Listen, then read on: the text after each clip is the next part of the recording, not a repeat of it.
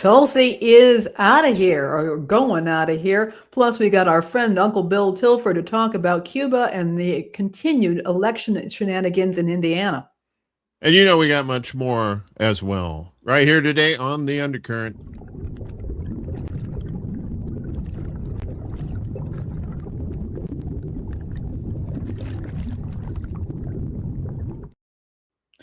Uncle Warren. Hola and Tito Puentes to all my friends out there. Tito Puentes was a drummer, if you didn't know that. I actually knew, a fun fact, I actually worked with a guy who was married to Tito Puentes' daughter. Really? Yeah, if you're into that sort of thing. And I know you are. So I am, yes. You're fancy. And, I'm fancy because I remember my tin fish and my weird nuts. I saw them at Madison Square Garden. Tin Fish and the Weird Nuts. They opened up for Rush. It was a great show. That does sound like a good band name, though, like some weird Tin Fish. Was it Tin Fish and the Weird Nuts? Indeed, indeed. We got our good friend Uncle Bill Tilford is here today with us, too. That's right. He's chilling backstage. Can we pry him out of the bunker? See, we have bunkers, too. We have bunkers, too, yeah. They're fancy because they're stocked with tin fish and weird nuts. Yeah.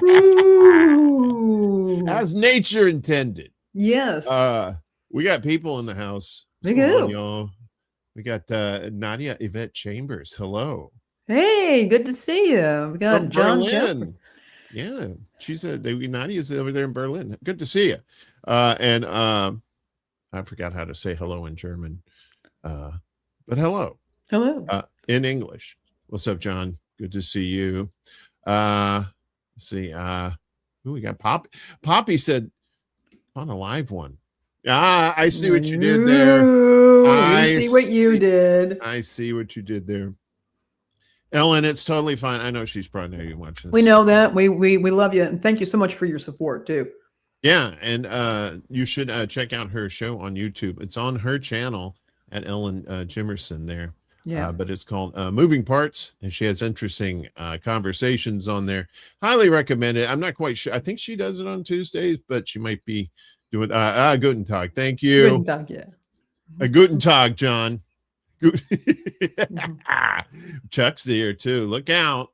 The asteroids are coming. Quit. Don't tease me. We got enough going on with these chemical plant explosions and stuff that some pretty serious stuff, actually. I'd be going out there with like one of those witching rods, but instead of looking for water, I'm looking for sky rocks. Come on. Dowsing rods. The dowsing. Yeah, the dowsing rods. Yeah, but I'm looking for asteroid rods. They're like, all right, I'll put you right over there. Let's put one right over there. I'm just looking for weird nuts. I'm just saying, you put some rocks in strategic places, things can change. Strategery. Or the better. Yes, it's strategery. Strategery. Won't get fooled again.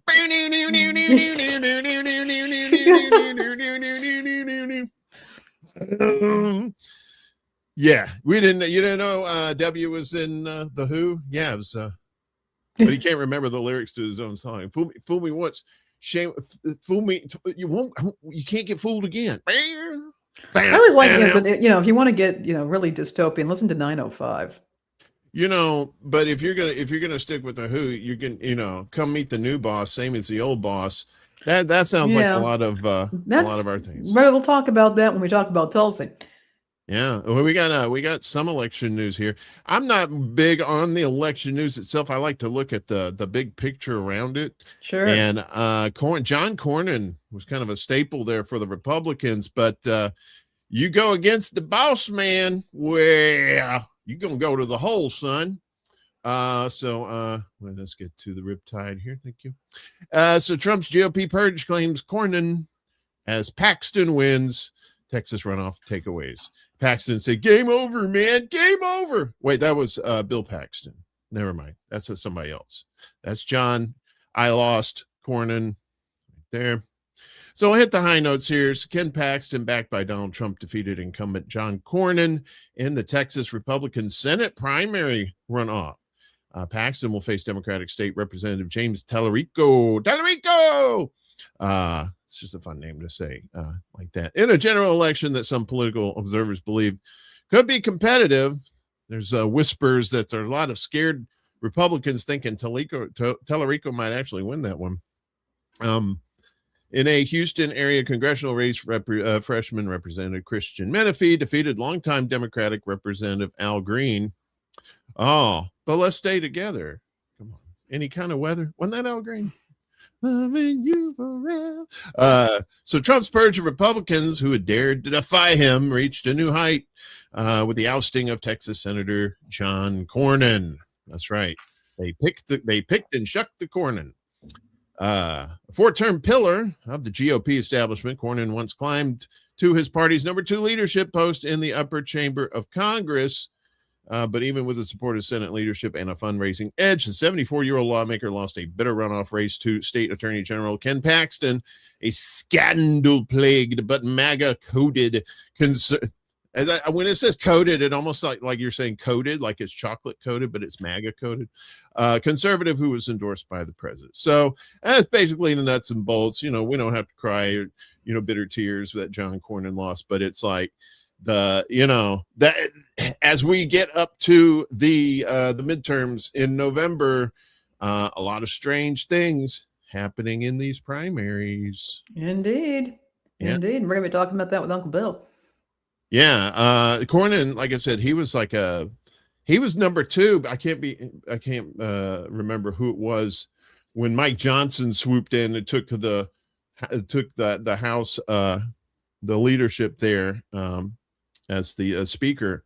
And it was supposed to be, I can't remember the guy's name, but Cornyn was number 2 behind that guy. So a lot of mixing up and stuff like that as we go along. But yeah, we got more goodies, and by goodies I mean baddies, for you if I can get here. So little pew pew at the White House. And then, again, I mean, it's getting to the point where we're just shrugging our shoulders about this kind of thing. Yeah, and when we shrug our shoulders, bullets come out. Apparently, we have those shoulder guns that that's part of that Elon Musk brain chip stuff. So the White House gunman had previous run-ins with Secret Service, court documents show. And this is always something like when you see these shooters, whether they're the alleged shooters or they actually did it or whatnot, somehow they always had some dealings with the FBI before. It always happens that way. Isn't that wild? So the suspect who fired shots outside the White House, striking a bystander before the Secret Service shot and killed him, had previous run-ins with authorities there, court documents show. Nasir Best, whose identity was confirmed to the BBC by police, that's this outlet here, previously obstructed a White House entry lane in June last year and told Secret Service agents he was Jesus Christ. Oh, sounds legit. I know, right? Well, there must have been a water bottle out there, and he was like, "See, guys, watch this." And they're like, "Yeah, it must be legit." He was sent for a mental evaluation after that incident. Best is accused of firing shots outside the president's home just after. That'd be 6 p.m. Eastern Standard Time. That's actually, it should be. I found this out. Like when you're in daylight savings time, like we are. You're supposed to say Eastern Daylight Time. ED. Yeah, I know, but I always get the letters I didn't know that till so I just do the 2. I didn't know till like last week. That's how stupid I am when it comes to time stuff. Anywho, it was 6 p.m. in the evening.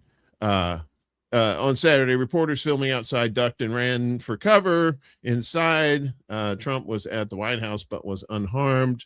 Let me see a little bit here. That President Trump has said a deal is close, only for the two sides to remain far apart. Man, that's scary. But if she was in Chicago, she'd be like, "Oh, it's Thursday."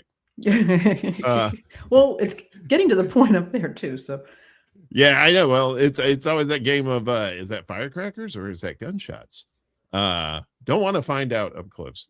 So court documents show that during a June 2025 incident with the Secret Service, Best of Dundalk, Maryland, told agents he wanted to be arrested. Despite having a mental evaluation a month later in July, he again tried to access the White House. Best was arrested by Secret Service agents after that second incident and charged with unlawfully entering a federally controlled property, according to court records. He was released after being arraigned on the unlawful entry charge, but in August of last year, he failed to appear for a status hearing. The documents show that led to a no-bond bench warrant allowing enforcement to arrest him. I wonder if he was gone for 3 days. Just pin that. Then on Saturday, less than a year later, he reappeared outside the White House and began firing at Secret Service checkpoint at the intersection of 17th Street and Pennsylvania Avenue Northwest near the Eisenhower Executive Office building. Secret Service officers posted on the corner returned fire, striking the gunman. Best was taken to a hospital where he was pronounced dead. A bystander was also shot and seriously wounded, but was in stable condition as of Sunday. It's not clear how the bystander was shot. No officers were injured in the attack. Trump, as we said, was at the White House at the time, but officials said no protectees or operations were impacted. I gotta say though, there's all these attempts and whatnot. I'm pretty sure he has pissed off people, some people, to the point where they feel they need to take that action. But I'm still like, some of these might be legit and some of these might be what WWE kayfabe. And this one might be. I mean, I don't know about this one. I always think like if one of these things happen, then there's always some sort of thing, right? I mean, we'll talk about later in the Clownfish School how they're using this to get the ballroom going. Yeah. But that's a dumb story. But yeah, we'll talk about that We have later. a lot of inflammatory rhetoric. People who are mentally ill can respond to that. I hate using the word triggered, but there it is. And so I think it's so stochastic terrorism. I've been watching this since 30 years ago when the abortion clinics were literally under fire. The leaders of the anti-abortion movement in this country, they weren't calling for violence for the most part. But they were using this rhetoric: Holocaust, murder, torture, and you had mentally unhinged people who were going and doing their dirty work. Yeah. I mean, he really wants this ballroom. I know he does. I mean, he's like kind of upset. What part of me thinks, okay, this is like an ego thing because they're probably going to call it the Donald Trump ballroom or, the Trump ballroom because he was a president and whatever, right? He gets his name on some official thing in Washington. But I think he actually really wants to use that bunker because I think he knows some shit's going to go down. Yeah, he has the biggest balls of them all. I keep saying it. Yeah. He doesn't have the biggest brains. To Bon Scott, but yeah. He doesn't have the biggest brains, but he definitely has the he has some cojones. He's got audacity that I've never seen before. I mean, sometimes big balls to do it, but sometimes, you gotta have a big brain. The Trumper bunker. The Trumper bunker. Yeah. All right, we got more news. There was apparently a chemical tank was about to do some bad stuff, but fortunately, it is not, I don't believe. So let's check in here. So Garden Grove chemical tank no longer a threat for catastrophic explosion, officials say. Officials say a lot of things. Hopefully this one's true. Crews have confirmed that a crack inside a malfunctioning chemical tank at a Garden Grove aerospace plant is indeed reducing pressure inside the container, leading fire officials to say they have turned a corner in heading off the most catastrophic threat, a massive explosion. And we've seen a lot of those lately, so don't need any more. Just saying.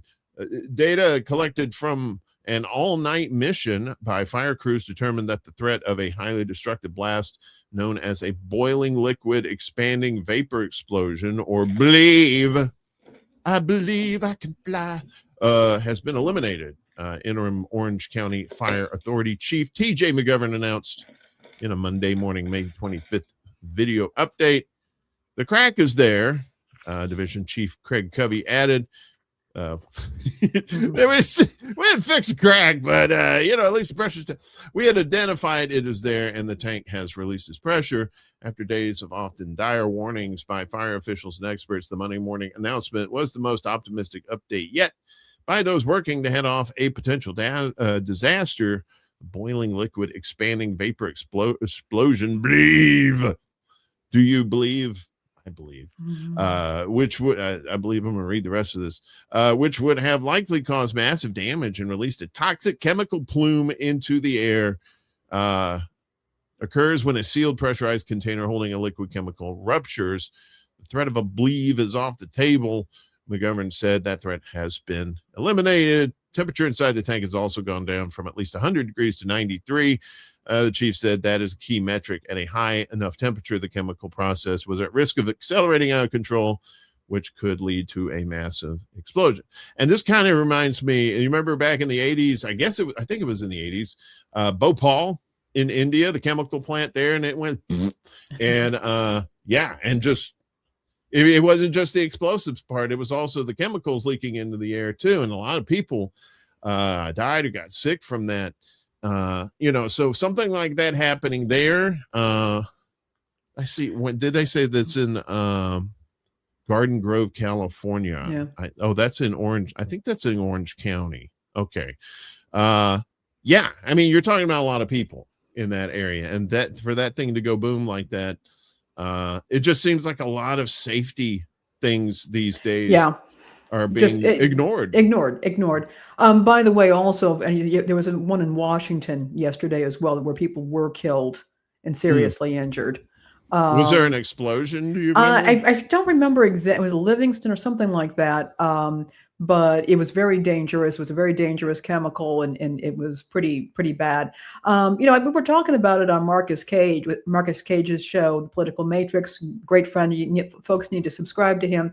And they were talking about it over the weekend and pointed out, people were saying, well, was this planned? And he was saying, look, in his experience, a lot of times it's just negligence. Mm-hmm. And I'm going to agree with it. Having worked in a variety of organizations, you'd be surprised at how many things are just completely overlooked. Yeah. And so there it is. If there's a conspiracy, it's a conspiracy of negligence and people being so distracted and nobody planning or taking responsibility for facilities and processes. So that's where I'm going to put this at this point. Yeah. And then there's the whole cutting corners thing, too, to save a buck, because that seems to be very much in vogue these days. Sorry, I drank my water and all of a sudden it just went sploot. And I've had that happen. I know, right? It's a fluke of physics. When you're alone by yourself, that's one thing, but when you're talking to people, kind of don't want the waterworks. Sorry about that. And I kind of need these to see. So kind of important at our age, I know, right? I'm just gonna start just moving. At least it wasn't any tin fish exploding all over you, because that's harder to wipe up. Ooh, and the smell. It goes from fancy to stinky very quickly if you don't catch it. Yeah. So let us go further with all this good news that we're bringing to you this morning. The millennials' dream of ethical and affordable luxury. The dream. Keep dreaming. The Gen X is in that. We've been dreaming about that too, for the most part. So Shine buys Everlane, which sold millennials a dream of ethical, affordable luxury. What does all this mean? Shine, the ultra fast fashion juggernaut, is buying Everlane, a brand that once pitched millennial shoppers on a vision of fashion with ethical factories and radical transparency into how its clothes were made and priced. This is the start of a bigger chapter for Everlane and the team behind it. CEO Alfred Chang said in a statement shared with NPR, he did not disclose the size of the deal, but added that Everlane would remain an independent brand, staying true to our longstanding brand values, sustainability commitments, and exceptional quality. When people throw values into the mix, I'm just kind of like, that kind of triggers my side eye a little bit. Like, values. Okay, let's.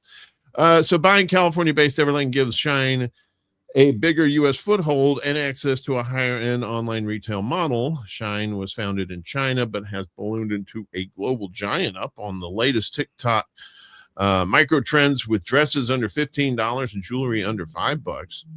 Shine shelved its plans to become a publicly traded company in either the U.S. or in Europe, and it faced extensive legal complaints and scrutiny by lawmakers on both continents, particularly over its labor practices.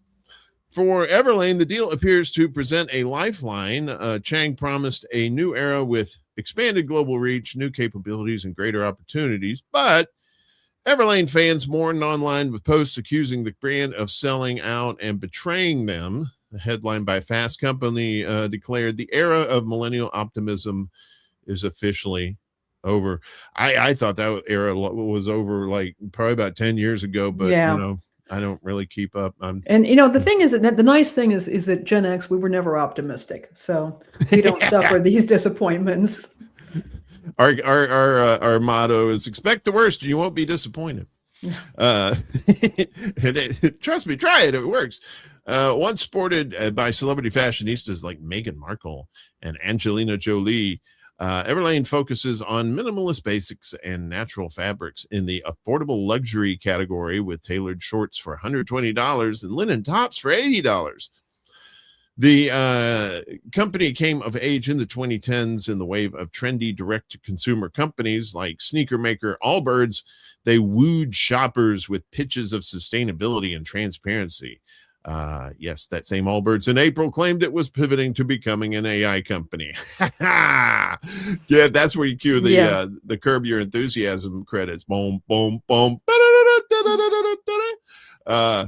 Everlane's finances have faltered in recent years, with debt weighing heavy on the brand. The majority owner, private equity firm L. Catterton, decided to sell. Shine and L. Catterton did not respond to NPR's request for comment after Puck earlier reported news of the deal. It ricocheted through the fashion world. Everlane was built on this brand around sustainability and fewer, better things, and Shine often feels the opposite, said Katie Thomas, who leads the Kearney Consumer Institute, a think tank inside a consulting firm that works with major retailers and brands. The biggest challenge with any value-based product is the price has to be right for the right consumer, Thomas says. And Everlane, I think, just was exposed to a category that got crowded.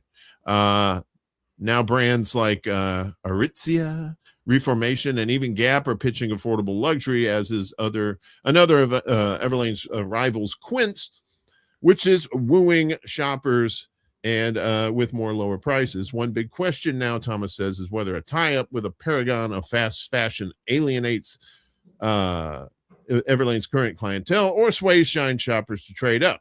Shine for years has tried to shed its fast fashion reputation with sustainability commitments.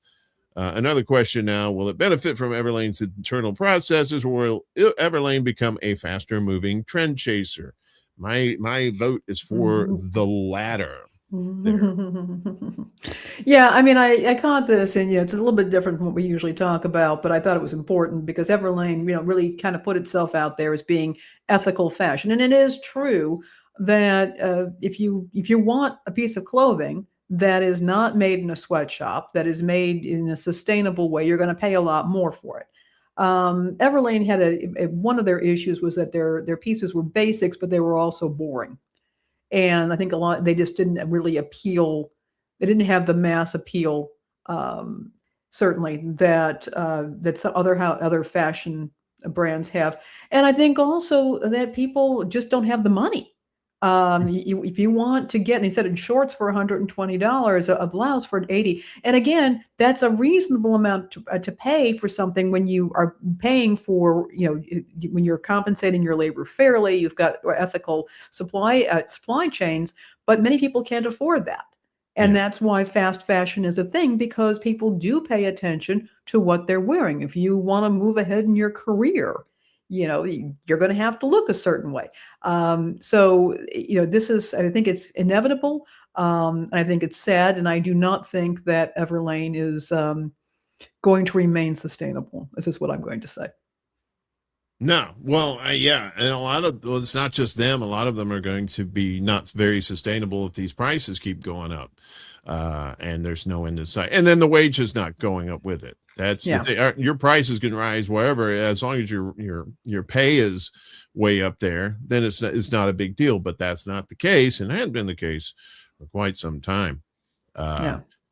So and we're going to get to Bill here in just a second, but we want to set this up with Tulsi Gabbard leaving on a jet plane. Don't know where she's going to. Probably Hawaii, though. Tulsi Gabbard's exit weakens MAGA's anti-war faction. Yes, she was very silent this whole time during the Iran war. Very interesting. In the last 3 months, Trump has lost a string of senior officials: the Homeland Security Secretary, the Attorney General, and the Secretary of Labor. On May 22nd, Tulsi Gabbard, the Director of National Intelligence, DNI, joined this exodus, citing her husband's cancer diagnosis. She had cut an increasingly lonely figure, sidelined from most major decisions. That should be had been cut, I guess. I don't know. They don't. The Economist is stupid. Yet her departure comes as Trump weighs up whether to restart a war on Iran that Miss Gabbard had long opposed. It's probably why we didn't hear from her, because they raided her office too. I think the FBI, because she asked for all this stuff, and they say no, we take the backsies. Gabbard, a combat veteran, former congresswoman from Hawaii, was a foreign policy contrarian. She met Bashar al-Assad, Syria's dictator, in 2017 and blamed NATO for Russia's invasion of Ukraine in 2022. Don't really see much difference there in the truth and what she said, because, they did kind of, screw over Russia. In between, she ran for the Democratic presidential nomination while hawking "No War with Iran" t-shirts. She left the party in 2022, first becoming an independent, and then in 2024, a Republican, coming to represent the anti-war wing of the MAGA movement. Her appointment as DNI, charged with coordinating America's 18 intelligence agencies, alarmed many spooks. In practice, Ms. Gabbard's departure will make little difference to policymaking. She was out of the loop, says a senior official, and did not belong to Trump's core group of advisors on national security and military matters. So, and what this does to MAGA, right? The MAGA's already split, right? Let's go ahead and bring Bill in. Hey, Bill Tilford, the man, the myth, the legend. How you doing, Bill? Good to see you, Uncle Bill. Hi, folks. Always a pleasure, and I always enjoy the lead-ups to this and everything that you present. Thank you so much. Well, so we knew you were here. coming. We were so grateful that you're here for us. So thank you. Yeah, appreciate you, man. So Tulsi Gabbard, on her way out, she wasn't really even a factor, really, when it had anything to do with Iran, obviously. And now her husband has cancer, I believe. So that was her reason for stepping down. What do you think happens now with MAGA? Does MAGA splinter even more? I'll get to that, but there's more to be said about her. Where do I begin? During Neo Caligula's recent visit to China, she mentioned the Thucydides trap. And weirdly enough, that got me to thinking about Tulsi, because if we go back in time to when she was still a Democrat, and then we patch in ancient Athens, a number of prominent Athenians ended up flipping sides because of bad treatment by their fellow Athenians. And as hilarious as this is going to sound, when Tulsi was running as a Democrat, I actually wrote her a campaign check, not because I thought her domestic policy was totally up to snuff, but she was one of the few people that had a sane foreign policy. And her basic argument that if we spent less on the military industrial complex, maybe we could fund some more of these social programs, was up to a point sound. Again, I didn't sign off on all of her. She was the closest thing that the Democratic Party had to a doppelganger of Ron Paul, maybe. If we were just talking foreign policy. So fast forward, she flips. I was heartbroken and scratched my head when she went into the Trump administration, but I have to believe that the part of the Trump line, and a lot of MAGA bought into this too, that he wasn't going to do stupid wars, that he was going to do deals. I would like to believe that's what drew her in. And as we know, that ended badly, but she was the closest thing to a voice of truth during her time in there. And she got sent off to the corner for that. There's a reason why she was kept very quiet. When she did speak, she said bad things from the point of the White House. So what happens to MAGA now? This isn't going to be the fracture that physically splits everything apart. I think if anything, MAGA is going to retrench a little bit. The husband's cancer gives a cover story so that she doesn't have to be publicly demonized. Mm-hmm. But I think her successors are possibly going to be more public and more openly neo-Caligula. You know, you mentioned, which is weird because I just recently read, like today, I believe, or was it yesterday, that Pam Bondi has cancer too.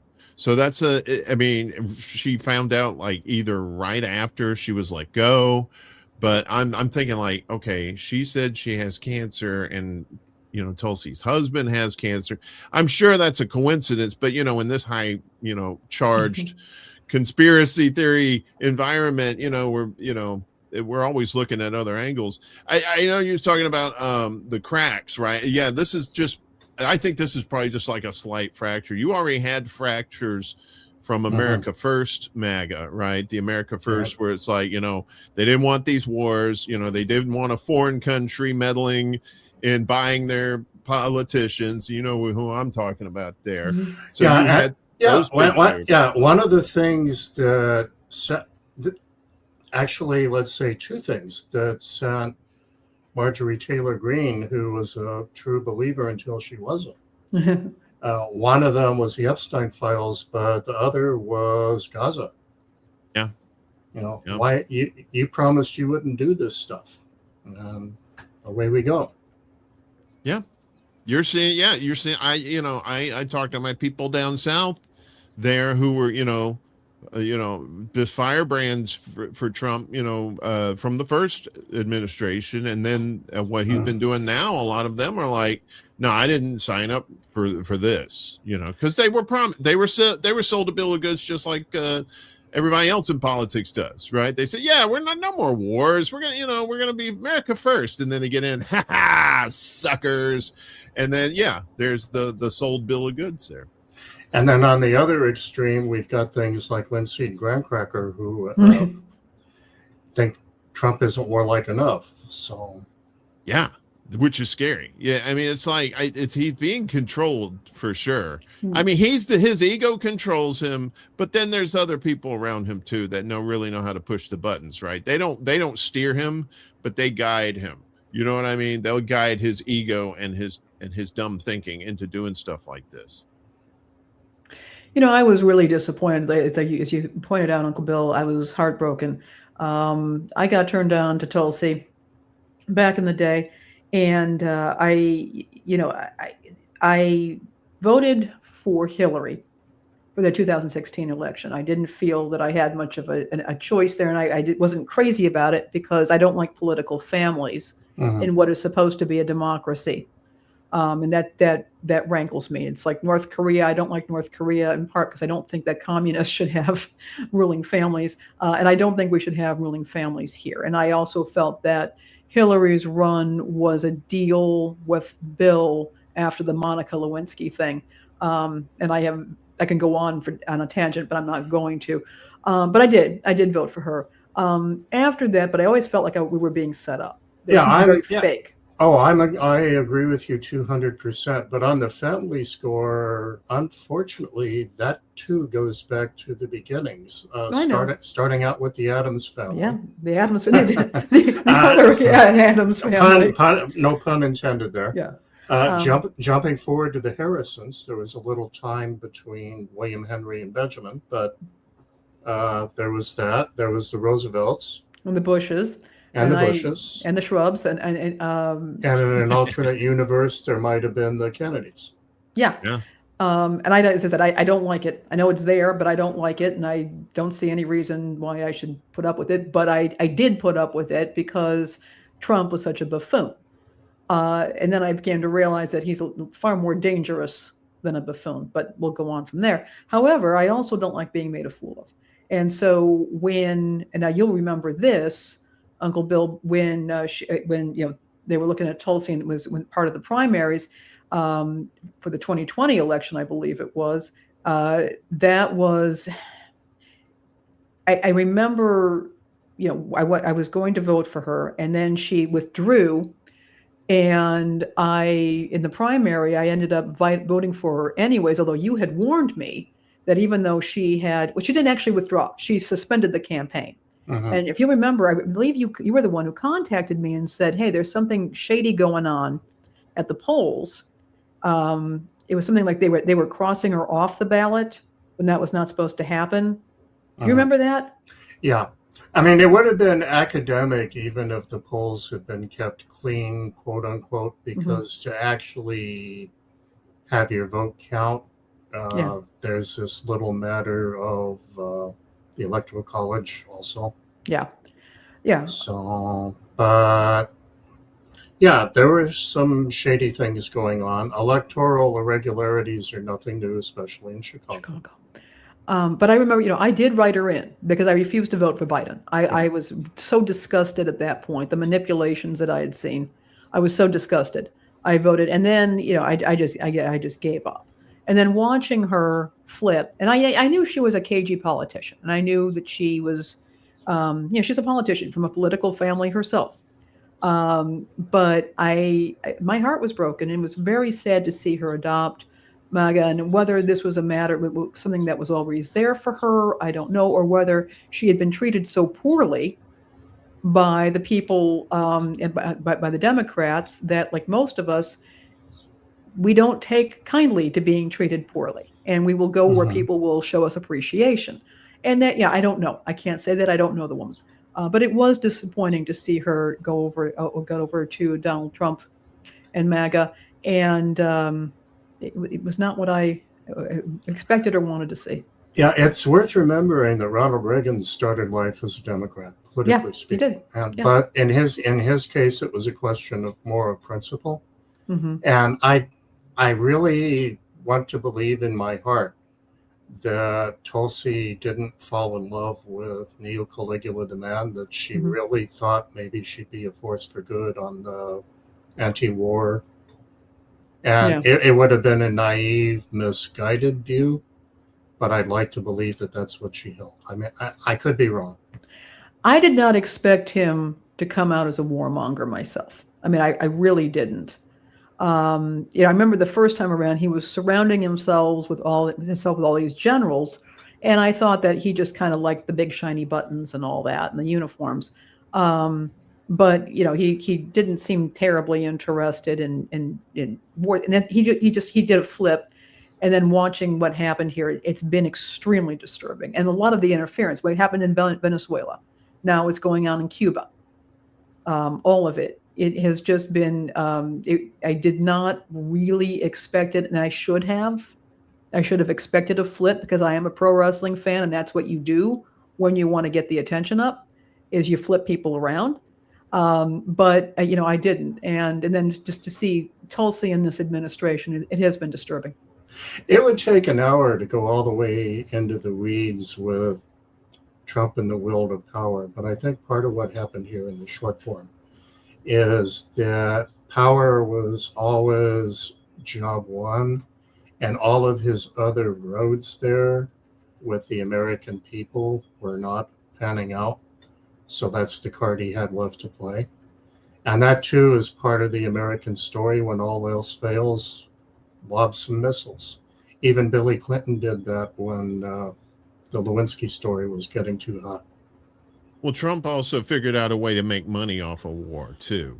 Yes, that also. Absolutely, yeah. What he needed, though, he couldn't do it himself. He couldn't say, we're going to go in, balls to the wall. We can't do that. So he blames Israel for saying, well, if you guys were going to, we know you were going to retaliate against, the speech that, what's his name, the Secretary of State I call him Aquaman. I can never remember his name, but he was saying, they said, well, they were going to attack us. So it was a preemptive thing. And then, all of a sudden the dollar signs in Trump's head, hey, we're going to war, and then crazy oil prices go up. We got some peace. And then the oil goes down. Oh, here comes that war again. And then the prices go up. So he found a way to manipulate the war to his advantage by manipulating the markets with it. So and now it's like this could be a forever war for as long as he's president. Yeah, the Dow is very much an arcade game now, and people have figured out how to rig it. It is also an interesting coincidence that Trump's chief of staff, Susie Wiles, also previously consulted for Netanyahu. Yeah.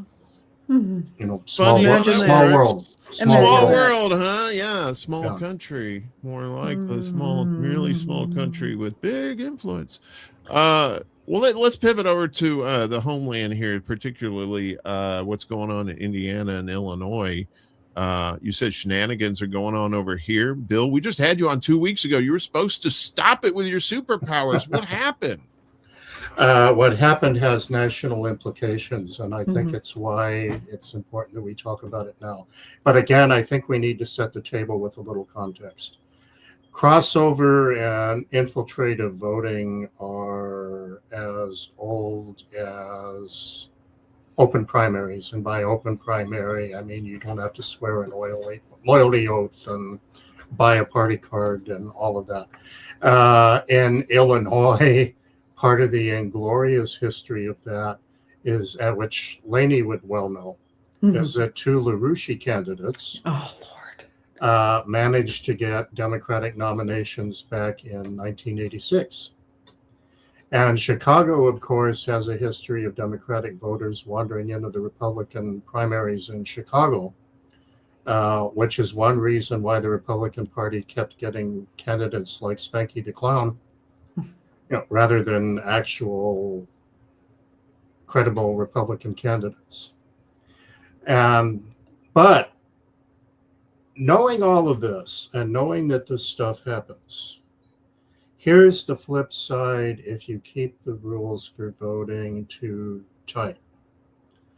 The whole point of reaching out to new voters, and I'm thinking about Reagan Democrats here as part of my thought process, is attracting people that didn't vote for your party last time.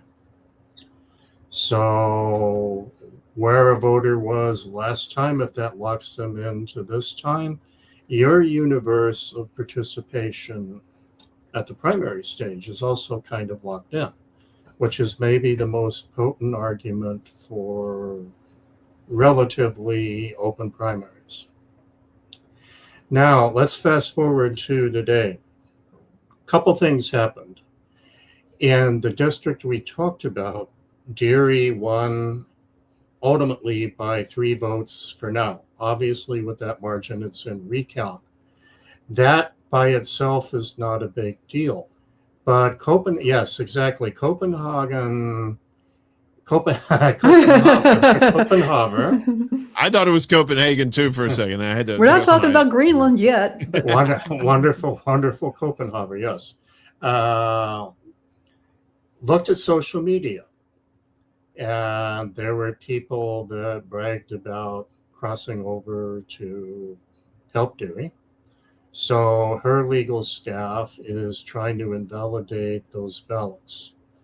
Now, this has some really nasty implications nationwide, even if the courts merely consent to hear that argument, which I think is likely to happen in July, as of this morning.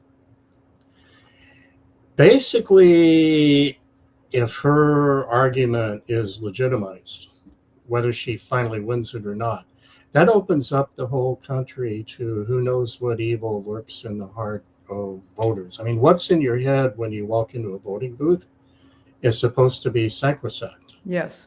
Before, during, and after.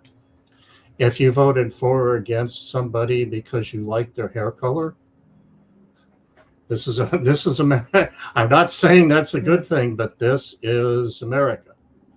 So in a better world, the Indiana courts would just throw that out and stick with the recount and get on to business.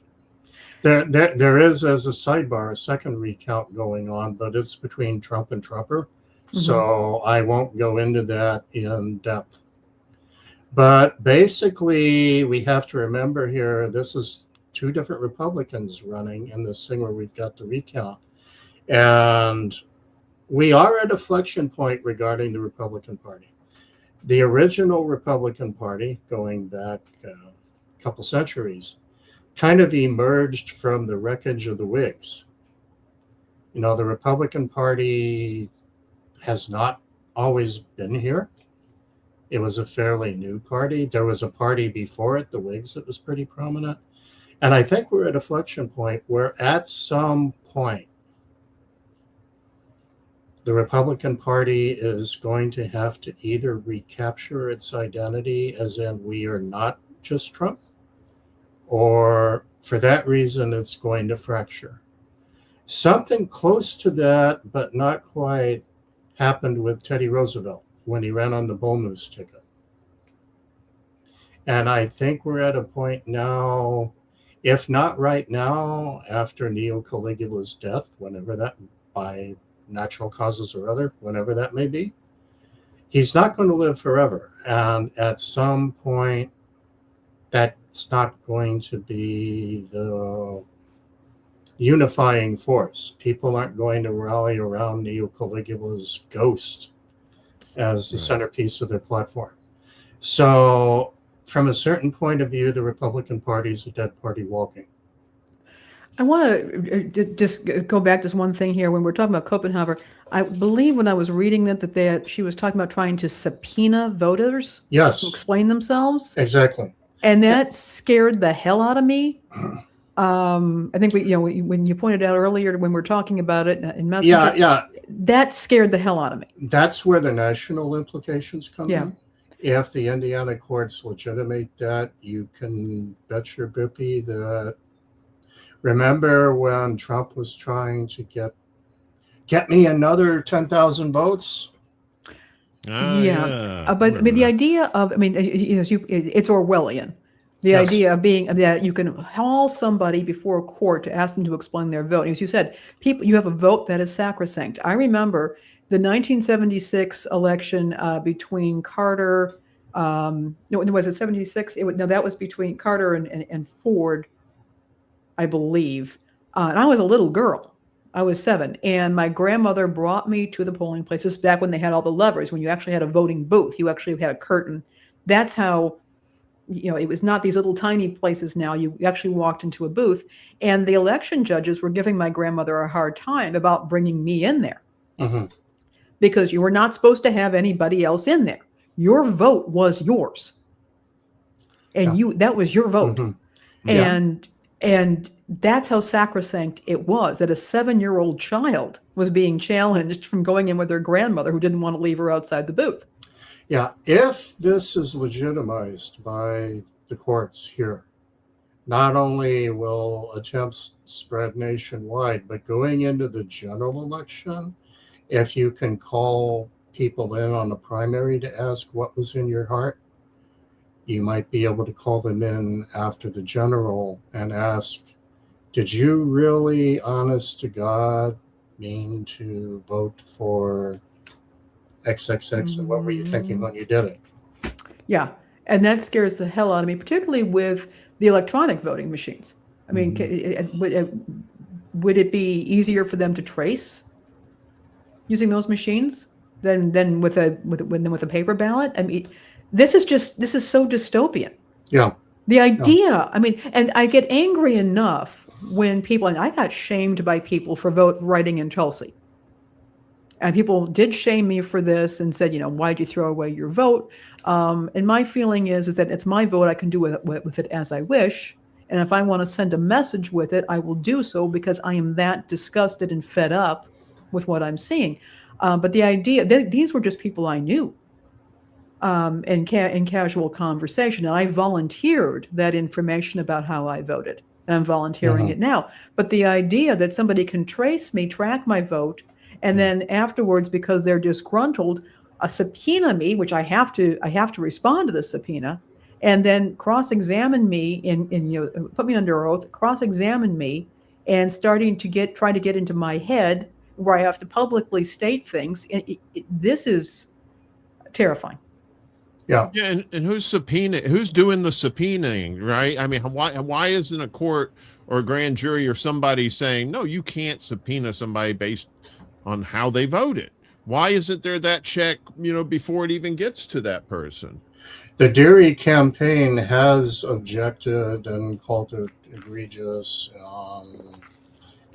It remains to be seen whether this piece of things ends up in the courts. I'm hoping that the courts will be sober and reject this on constitutional grounds, if nothing else. But we are in the Hoosier heartland here. And as I mentioned during my last visit, Nixon's last holdouts lived here. Mm-hmm. And while Deary lives in a relatively sane red zone, Copenhagen is out in the. I should probably offer to work for whoever campaigns against her if she does prevail, because there's so many things you can do with that last name. Anyway. Yeah, like Copenhagen. Yeah, that's the one. Massive amounts of cope. Yeah. Yeah, or different variations on Copro, but right. But anyway, her base is out in Landgrebe-like area. They want to see a flag, and in this case, they want to see our president, right or wrong, and they don't want to be confused with the facts. So, unfortunately, this may come down to who the judge is, and I haven't taken a good deep look into that yet. That's next on my to-do list. Okay. Who's actually going to hear that? So you might see me again. Oh, please. Yes, because absolutely. if this gets taken too seriously or worse, goes the wrong way, then we'll do a little forensics on how that came to be. But but again, it's worth watching, because the implications, if it doesn't die in the crib, truly are national, and they truly might have a bearing on the general election. Well, let's pivot now to go down to Cuba. And, we touched on what's going on, in Venezuela and South America there. Bolivia having a time, storming the gates. Love to see that. But in Cuba, it's more of a different, they're kind of, it seems like they're going for global solidarity to point out that who is the real evildoer in this case, because they always demonize Cuba for being so dangerous to the United States. And it's like, what, cigars? What are you talking about? So Cuba urges global solidarity amid fears of U.S. aggression. What is, do you think the world is going to rally around Cuba? Now it seems like things are kind of shifting politically for a lot of these countries. Or you can ask the cat. Whose cat was that? That's mine. The cat. That's Ned. That cat's got opinions. I'm sorry. Go ahead. As with almost everything, I'm going to have to parse that a little bit. Some of Europe, we'll start there, is veering to the right. In fact, in my radio life, I'm writing a monthly column about radio in the Czech Republic. And the Czech Republic has moved to the right. Slovakia's moved to the right. Poland's moved to the right. Germany has a rising right. Britain is in turmoil right now. One of the few oases of sanity in Europe right now is Spain, but Spain doesn't punch very hard. Italy is right-wing, but kind of wishing that it hadn't sidled up so closely to Neo-Caligula. So is Europe going to rally with Cuba? I don't know. I'm not sure that's a fight it wants to pick. Certainly, it's not happy. Greenland, Iran, Ukraine. But if I'm sitting in a European Parliament and I'm asking myself, is Cuba the hill I want to die on? The answer is probably no. Too many more existential things to fight about. Again, with certain exceptions that prove the rule, like Spain. China is shipping Cuba things to help build its electrical grid using solar and batteries. Oh, that's good. In a way, this is forcing Cuba to do something that its bureaucracy would have dragged its feet on forever. It's getting into electric cars and electric motorcycles and electric buses, and it's doing it in a way that it never would have prioritized without the pressure. So China's going to be in there, but will China park a destroyer a few miles off Guantanamo? Probably not. Right. I would think it would be more economic than anything, like Russia too, right? Russia's been bringing oil to the island, or at least they did a couple of trips, I think. Yeah. There's always a story behind the story behind the story. And just as I was mentioning the digital ruble in the context of Venezuela some weeks ago, Cuba, for all of the U.S. rhetoric about opening Cuba's economy, I didn't share you a link because it's en Espanol, but towards the end of last year, Cuba had actually done a series of new tiered economic guidelines that the world wasn't seeing yet, because there's always an implementation lag between the time that something hits on paper. But part of that was opening investment to foreign countries, which the countries that were going to take advantage of that were going to be countries like China and Russia and Vietnam. So the answer to the question, was Cuba moving in the direction of more foreign investment anyway, was yes, but no soup for you, Uncle Sam, because you've got this embargo thing where you can't do that even if you wanted to without going to Congress first. Yeah. But again, we hadn't seen that play out because the embargo and everything else that's going on. But it did put time sensitivity on the Trump administration doing something. Mm-hmm.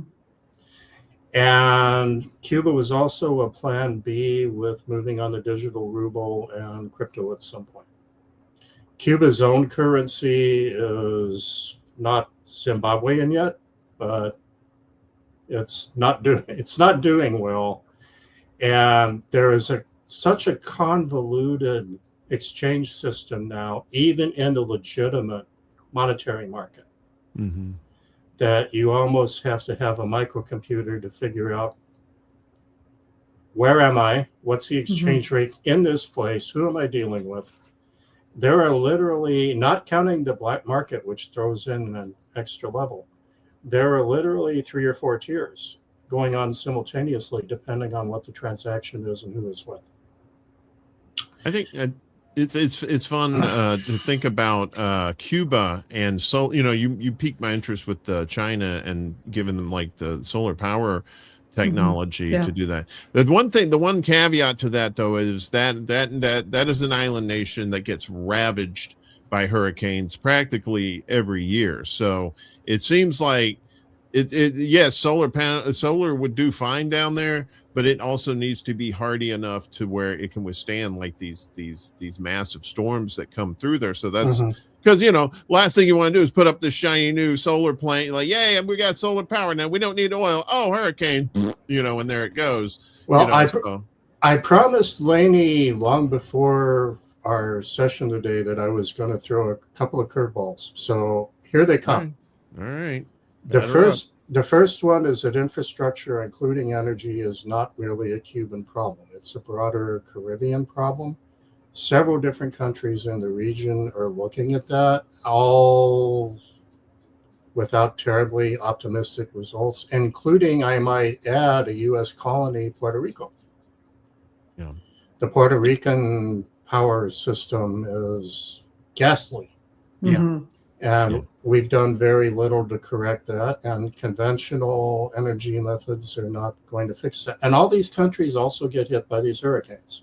Mm-hmm. So, See, I would think like wind power would probably be more feasible for down there, because even though make them sturdy enough to withstand hurricanes and use that extra wind to power up massive batteries on the other, because they would need to change their infrastructure massively. Actually, if you go deep into and I will take one swat at Cuba. A lot of this has been languishing in their bureaucracy, and their bureaucracy is awful. But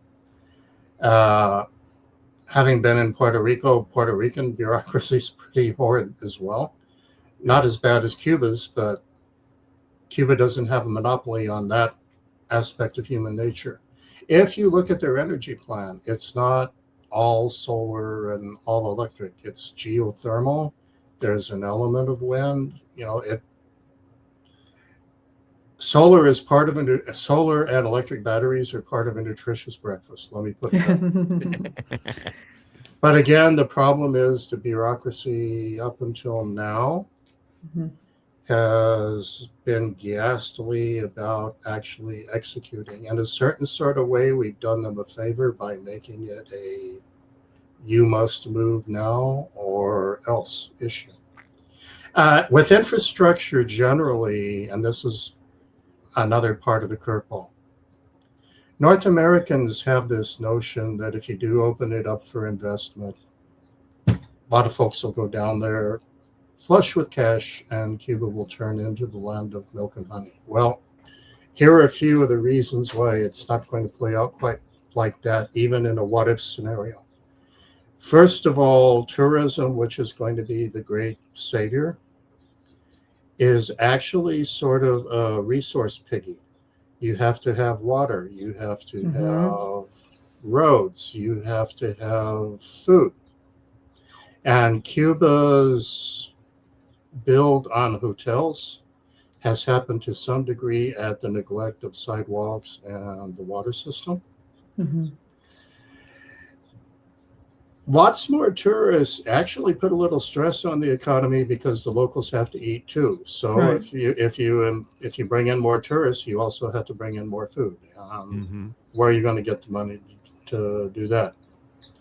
And you've seen pictures of the buildings. But again, even if you build all kinds of shiny new buildings, you still have to build the water lines.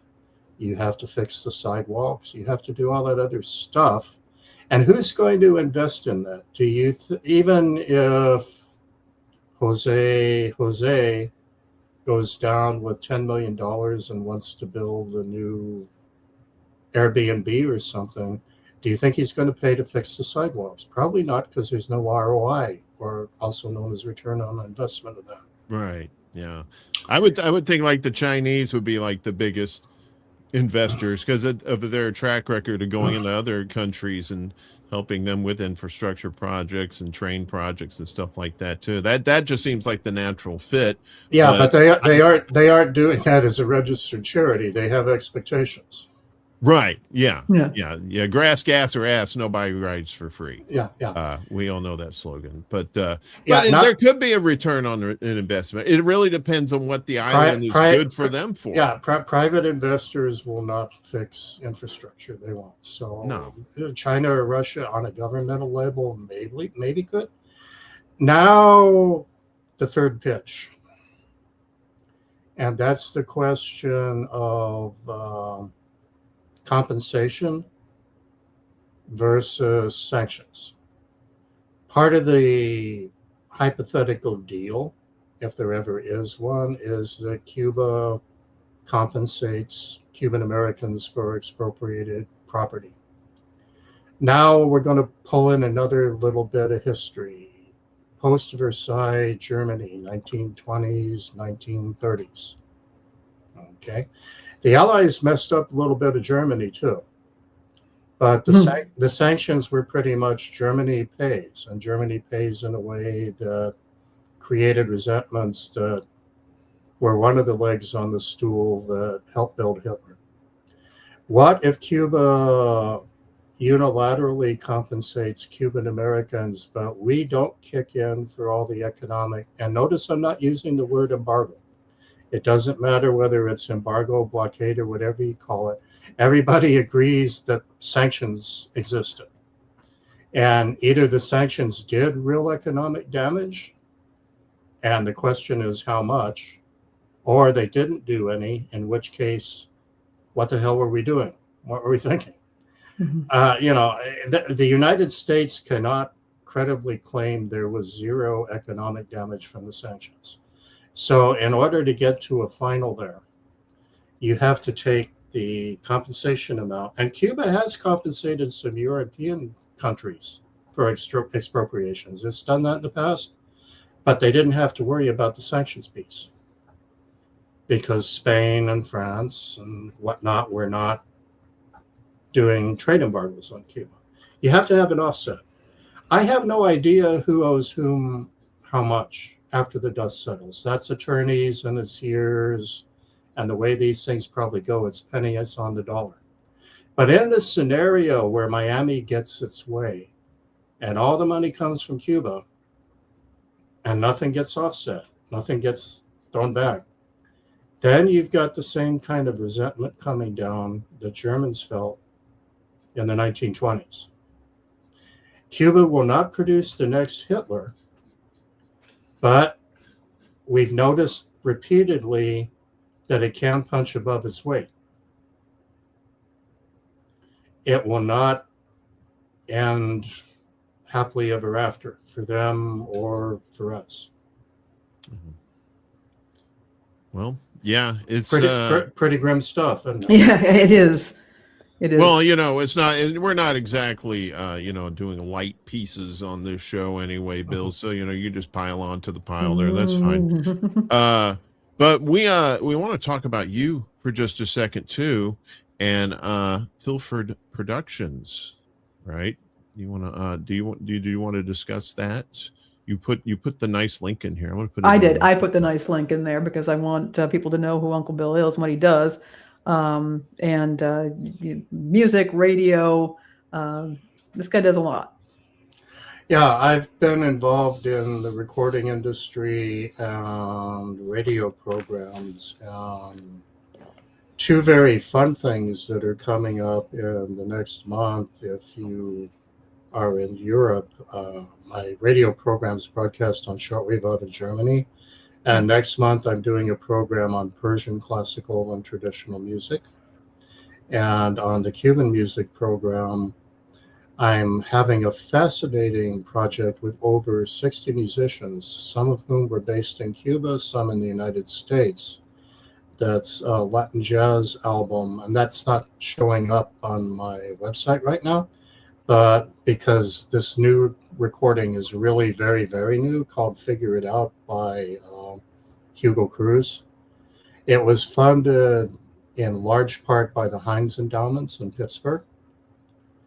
And maybe another day we can talk a little about the City of Asylum in Pittsburgh. They have sort of an artists and writers colony there that is not for profit. And who would have ever thought to put Pittsburgh on their short list as a cultural hub for, but it has become one. Yeah. I summer in Pittsburgh, Bill. So you maybe know whereof I speak. So you maybe know whereof I speak then. No, I'm more of a Cleveland kind of guy, but I understand the sentiment there. Well, Cleveland's about 4 hours from Pittsburgh, I think.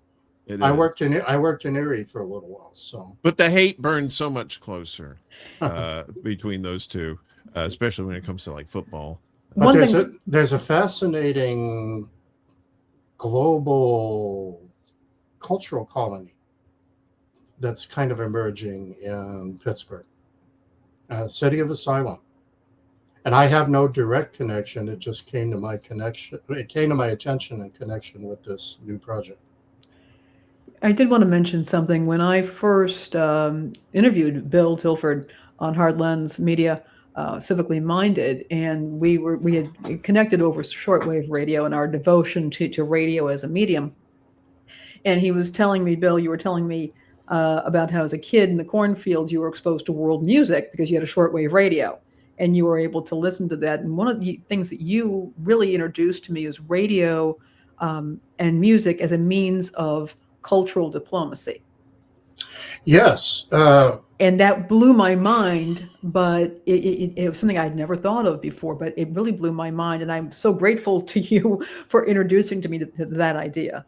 And even we got that here in the United States once upon a time. Yeah. The Voice of America Jazz Hour, jazz show, it had a few titles. Willis Conover was the biggie. They were listening to that in the Kremlin during the Cold War and not looking for secret propaganda messages. It had as much to do with humanizing us as some would even argue it was more important than Star Wars. And getting Russia to, that's Reagan's. Reagan's, but yeah, we're not talking about. How not the John Williams was that popular? No, not the movie. No, not the movie. Reagan's weird satellite killer. Yeah, the bad version of Star Wars. Yeah, with the B actor. Yeah, but the whole world was doing this. Moscow also had some wonderful programs, including Folkbox, where they took all these ethnic minorities and put on their folk music. Yeah, and the whole world was doing that, and I firmly believe that had as much to do with why we didn't blow each other up as anything. Unfortunately, that's getting lost because now people don't go. One of the things that you did, if you were listening to shortwave in the 70s, was turn the dial to see what came up. I didn't even know there was such a place as Albania until bing, it popped up and they were speaking in English. And once you got past the boring cement production statistics, which is what they were doing in the 1970s, there was some pretty cool music. Yeah. I don't think the internet, as amazing as it is in many ways, replicates that experience. I don't think people go trolling through the internet and, ooh, there's Romania, there's Botswana. You don't get introduced that way, the way my generation did, or at least parts of us. Yeah. Same thing, even frankly, on AM, FM, it used to be music discovery, and you'd turn the dial and you would hear something in your own area, but you could catch something to catch your ear, and you could do that. I did want to mention one thing. This is not the same as shortwave, and it's not the same as having a physical radio, but there is the wonderful Radio Garden app and website. And I'm putting up the link right now. The cool thing about this is that there are a lot of them are. A lot of these stations are not for profit, low power college stations, but from all over the world. And you can tune in and listen to their stream. If they have a stream and they're able to be on Radio Garden, they're doing that. I have found stuff in Norway that was just fantastic. I'm listening to what they're listening to in Nairobi. And it's absolutely fascinating. And they even have a feature where they can it's a turn of the wheel. They just drop you someplace. So you're not even looking in a certain country, and it's map based. So you'll see this map, and you can hit it, and it'll bring you down, and immediately you get into that stream, and it's just a wonderful way to discover things and discover some new music. And again, it's not the be all and end all. I don't think it is what shortwave or any kind of radio is, but it is a way to tune in to radio stations around the world and to listen to what they're playing. Yeah, I'm actually glad that you mentioned it. I use it occasionally myself for this and that. And the feature that you mentioned is a little like what Google had once upon a time with I'm Feeling Lucky. Yeah. Click on it and see what happens. Yeah. Except the Radio Garden version works a lot better, I think. Yeah. And you do get lucky one way or the other because you're listening to some great music. Yeah. That's one of the good things about the internet is being able to have that kind of selection and giving people an opportunity to put their stuff out there that normally they wouldn't hear when maybe just locally. You know, Mhm. Bill, can you hang out? Do you want to hang out with us and do the rest of the show with us? You know, you're always welcome. We got the spare bed in the room there, Sure. you know, for you. You know. And some Sure. tinned fish. Sure, I can hang. I'll be over by the piano there. All right, Yeah, cool. yeah. We put the mints on your pillow too, so Yeah. you're Okay. welcome in advance. All right. Well, that being said, let's get on. We got a lot more stuff to get to, y'all. Let's get to the recurring times. Some of the stories that are coming back like bad fish, as you say. But actually, maybe some good news here. Let's get to the first one here. This is regarding South Carolina and Alabama. But first, the bad barbecue state. You put mustard in your barbecue sauce, South Carolina? Oh, I've had it. It's pretty good. TSK. I've lived around the Memphis area. I'm a very I like barbecue Memphis snob. barbecue too, but Yeah, I'm ecumenical when it comes to barbecue. Now here I got to pull in because I was once at a pig pole near Columbia, South Carolina, and when it says pig pole, they actually put the pig out. It's been kind of barbecued.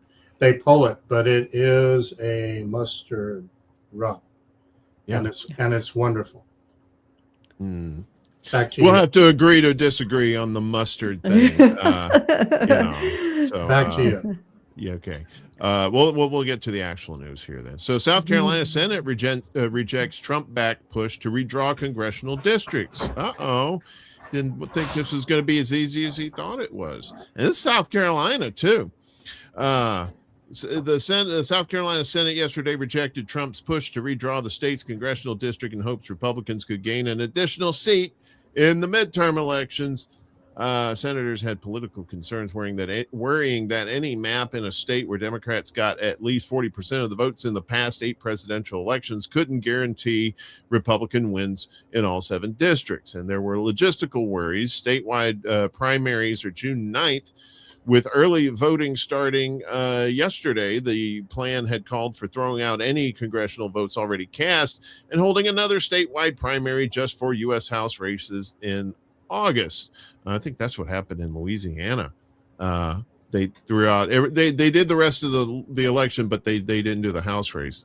Election officials said holding these statewide elections in 5 months would require employees to work around the clock to prepare voting machines and ballots and to meet legal requirements. The proposal passed the South Carolina House last Wednesday after 2 days of long debate.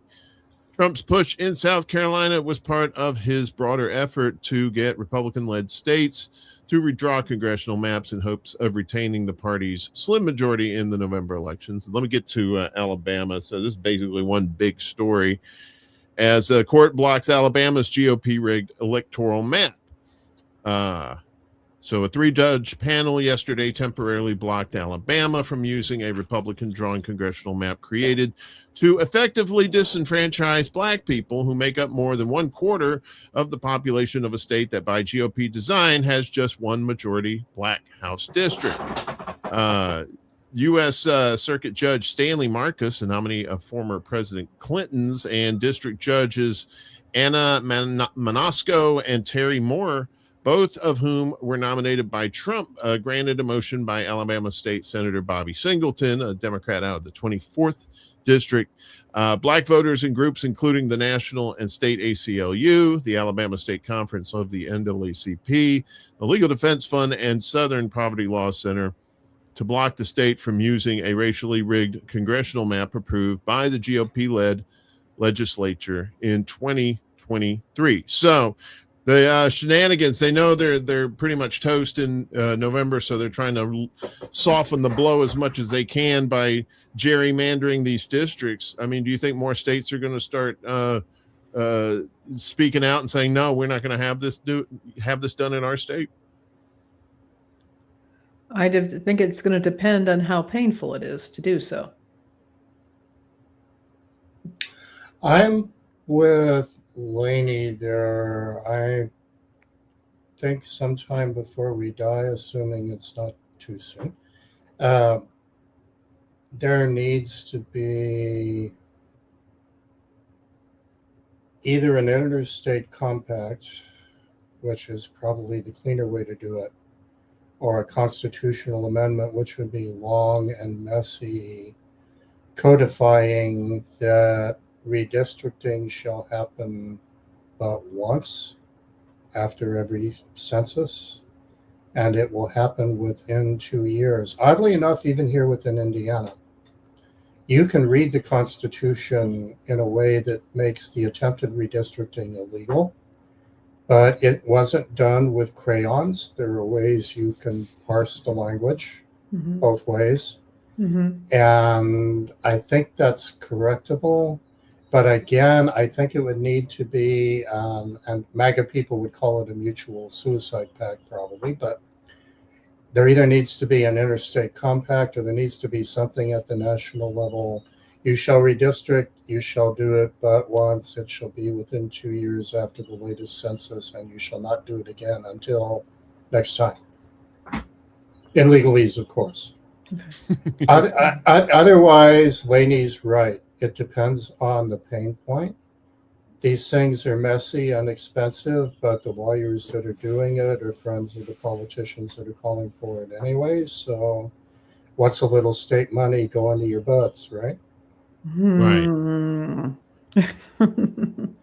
Yeah, you know, I saw what happened in Louisiana. They just totally rolled over, and it's like, and to see this in South Carolina and Alabama is pretty extraordinary to me, because I mean, you know, no offense to the people in those states, but I thought they'd roll over too when it came to this kind of stuff. But you know, things aren't as they appear to be these days, so you know that's why we pay attention to these things and you know see what's happening. So. And yeah, go ahead. Another thing that voters everywhere need to consider, regardless of whether you ride a donkey, an elephant, or an armadillo, or whatever, is that every moment a state government spends on this shit is a moment less that it's spending on actually doing the business of your state. Yep. And that alone should be a reason for outrage, but I'm not seeing people feeling it. Yeah, it's a power grab, and it always has been. I mean, we've seen on those congressional maps the spaghetti things, and it's like, you know, like it looks like some sort of like Egyptian hieroglyph or something. You're like, what the hell is this? You ever see a Chicago ward map? Yeah, exactly. Yeah, I don't even want to talk about like New Orleans down there. The way it's kind of crazy, but that's part of Louisiana, of course. Louisiana, the Florida of the Southeast. When Florida's not there, when Florida's not home, Louisiana fills in quite nicely.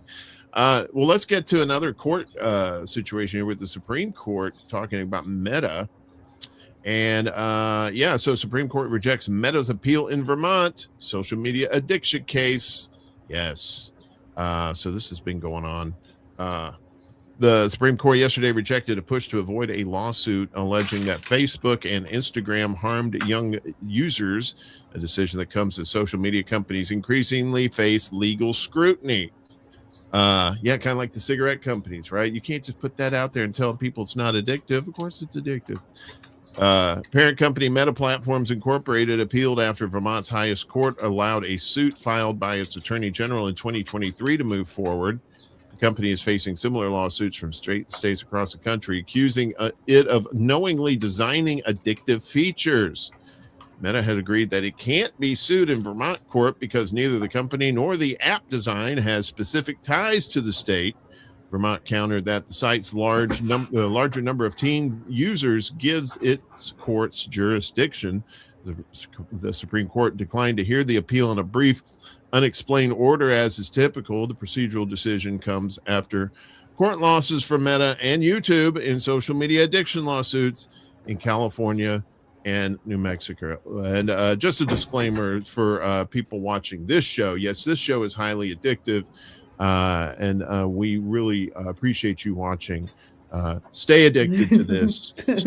Stay off them drugs, and come see us. So I don't mind that people being addicted here, but that is a thing, right? It's like they really are just kind of feeding these addictions to people, and yeah, you know, should there be some you know, judicial stuff going on here, or is this just like, well, you should know it's supposed to be addictive? I mean, what do you guys think?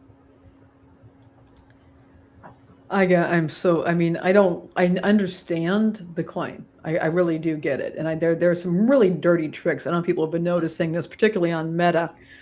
You will log in on your phone, pick up your phone. This happens on your phone, and you'll log in, and then you'll see a provocative graphic or title of something, and then it immediately disappears. And so you go to look, so you think, well, I want to read about that. So you go to search and you enter it in, and then it pops up for you. And they're trying to they're distracting you. I mean, it's an absolute attempt to distract and get you to interact. And it's not what it used to be at all. And it's very clear what they're trying to do there. I don't particularly like any of it, but I'm also concerned that if you go to a legal approach, how much could social media be strangled by government interference? And that is a real it's a tension. I don't have a way of sorting this out other than to say this is why I'm such an advocate of legacy media, broadcast television, broadcast radio, print publications that operate a bit differently. Only because I think that social media is very likely to really blow up in a big way, in a very destructive way. Not so much in terms of the addictiveness, but the increased manipulation of social media and the real possibility of these networks with like we have all these chemical plants that are not being properly maintained. What is not being properly maintained with the social media platforms and companies, and what kind of damage is going to end up being done? So I'm saying there's a real tension there, and I'm trying to watch my usage. I'm not always succeeding, but I'm trying to wean myself off of it. Yeah, it's good to get outside and get some fresh air too, but without not necessarily with your face buried in your phone like that. And you have to remember, like the real thickness, the real addictiveness of the internet really started maybe about 20 years ago. I'd say that's when it really started taking off. Like once you started having you had MySpace first, then you have Facebook, and I think Twitter came out around the same time too. So once all that started, that's when the addiction started, because it was not only just addicted to whatever you liked watching on YouTube or whatever, it was also the drama, the constant drama. Like when you watch reality shows on TV, but this is like you have 24/7 access to drama all the time. And of course, that's going to be addicted to people who like drama too, so this really falls on like the people who control the internet for like their kids and stuff, right? The parents should be saying, well, let's go outside and play in the grass and have some fun, avoid the ticks, because that's a thing apparently. But to get away from that stuff, and you have to remind the younger folks that those are not the end all be all. There's other things that they need to do to get away from that and break that addiction, right? Like you said, cutting back, that helps too. Yeah, I think I'm with Warren on this one, in the sense that the sanest approach may be to look at this as we would look at regular television if social media wasn't there. There were probably shows and channels that the kids shouldn't watch, and more importantly, if they are sitting in front of the idiot box for 90% of their waking hours, there's a bigger problem. Yeah. Singling out Meta now, and believe me, I am no fan of Zuckerberg's zombies. I have had horrific trench wars with them over shadow banning and Facebook jail and a whole bunch of other shit over the years. But they are no longer the definition of social media. In fact, there's a little generational dividing there. The younger generations have gravitated. They passed through Instagram on their way to TikTok to some degree. And I probably, myself, when I look at my own usage, there's some things I do in Facebook. There are other things I do in LinkedIn, which I resisted for forever, by the way. But for some types of professional stuff, it's legitimate hang. That's not where you want to post your cat pictures. You want to do more professional stuff. And social media now is like this hydra. I think there are some things where beating a company over the head may be legit, but just beating one company over the head isn't going to fix the problem. That has to happen on the user end. I think what's this that really signifies is that this is the canary in the coal mine for this kind of thing. Because you're right. Yeah, it's not just Facebook, but Facebook is probably the granddaddy of them all. And so if you're able to do this to Facebook and Meta and get away with it, then that could be open season for the other platforms as well. So that's why I think a lot of people are watching that story. Oh yeah, and Europe is actually ahead of the United States on cracking down on some of these companies. Yeah, Australia too. They're big down there. Like, you got to be a certain age so that you can actually use it, and you got all the face recognition. Whew, I'm like, if I were a kid, I'd be like, it ain't worth it to be on social media if I gotta go through all that business. All right, well, go ahead. Once you're on where we are, algorithms are going to drive people to what the algorithm is sort of the 21st century. The record company is going to tell you what to listen to. Yeah. And we just ask you kindly here to listen to what we're doing. Please, we're very nice people. We got a lot to, oh no, that was not what I wanted to do. We got to get to a few more. We got plenty of stories here. Let's talk about Snap. Who you like Snap? You're a big fan of Snap. Let's talk about Snap. How a new farm bill Snap cuts could affect retailers, right? Snap is not just for poor people. It's for retailers too, folks, because where do you think they're spending that money?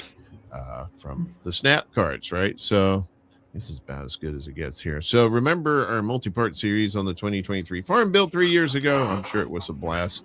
Well, as it played out, there never was a 2023 Farm Bill, lacking the votes to get a new one over the line. The 2018 Farm Bill has instead been extended 3 times, with the bill now set to expire this September. And that's for the Farm Bill. That has to do with Snap as well, for those of you who don't know. This year, there's finally been movement on a new Farm Bill, which, in case you forgot, is a food and agriculture mega bill, typically passed every 5 years. In late April, the House passed a $390 billion Farm Bill. The bill now heads to the Senate and will likely face Democratic opposition as it codifies $187 billion in cuts to SNAP, the largest ever cut in SNAP funding established by Trump's One Big Beautiful Bill Act passed last July. Solidifying the historical cuts for the next 5 years could have considerable impacts on consumers, retailers, and local economies, as SNAP participation has already fallen by 8%, or more than 3 million people between the big bill BBB's passage and January this year, and can continue to decline. That could have ripple effects across the economy. Every dollar in SNAP benefits produces $1.50 to $1.80 in economic activity, says Sarah Bleich. I hope that's her last name. Professor of health policy at Harvard T.H. Chan School of Public Health. She said that in November. And SNAP households make up 12% of grocery sales per the National Grocers Association. During a lapse in SNAP funding last fall, recipients' household grocery spending dropped by 10% during the weeks of October 5th to the 26th of that month. Numerator reported. Ahead of Big Beautiful Bill's passage last year, the Center for American Progress found SNAP cuts could put more than 27,000 retailers, including Walmart, Target, Albertsons, and Dollar General locations, at risk of financial burden. Yeah, so it's not just like, oh, well, y'all may get a job and buy your own food. It's not like that. There's an actual percentage of these economies that rely, especially smaller places, they rely on these SNAP recipients coming in and shopping with them. And you know, reported it was a couple weeks ago. I think Uncle Bill was actually on the show. It may have been on the show. We were talking about the fact that they've been expanding. The one of the new rules is that these stores have to have a greater variety within each specific categories of food, and some of these smaller stores don't have the shelf space. They simply don't have that, and so that these stores, with the ongoing cuts, you know, they may not qualify to be SNAP to receive SNAP benefits, but also they may be not, you know, they may not. You have fewer people in your neighborhood who are spending less using SNAP, and they don't have money for food, and they're going to the food bank. These stores can suffer, but also the larger chains are going to suffer because they're operating. Groceries usually are very thin margins, and they're operating on scale. And again, so when you see, like, you know, when you see them losing those customers, they're going to have to make up for that somewhere, because of course the shareholders have to be paid. But you know, that is going to be an issue, and we now have problems with fuel costs. Retailers are now admitting that fuel costs are going to take a chunk out of people's ability to pay for groceries or even drive for groceries. So this could have a serious effect on businesses, both big and small, not to mention, of course, the human cost to people who are not getting access to food. So at this point, businesses need to be keeping a very, very careful eye on this. And I will say that historically, it has been the large grocers that have quietly lobbied against any kind of SNAP restrictions or cuts. And I remember, and this was right before the pandemic, there had been a case where the federal government, I wanted to say, and I may be mistaken, so just take this with a grain of salt, but they wanted the big retailers to disclose how much money they were making from SNAP benefits, and the grocers said, hey, we don't want to do that because that's giving up trade secrets and that kind of information that's proprietary. And the government dropped it, but then the government started to propose additional restrictions, and we didn't see the retailers rising up against it. And of course, what happened was the pandemic happened. It was necessary to get food to everybody, so the program expanded. And now I'm beginning to wonder, where we've not heard a lot from retailers on these recent cuts, but these retailers are also very, their supply chains are very much hinge on tariffs and the federal government policy. So I really have to wonder who's got the stranglehold here. But this is serious. It's going to affect a whole lot of people, up, down, and sideways. And I'm concerned.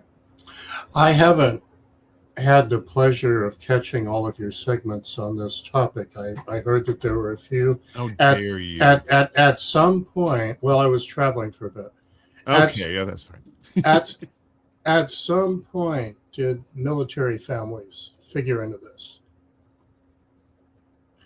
A surprising number of military families are staying afloat courtesy of parts of our social welfare system. Yeah. Mm-hmm. Was that covered in an earlier? We have not, but you're absolutely correct. That was not our main focus, but you are absolutely correct. There's quite a few that are very dependent on this.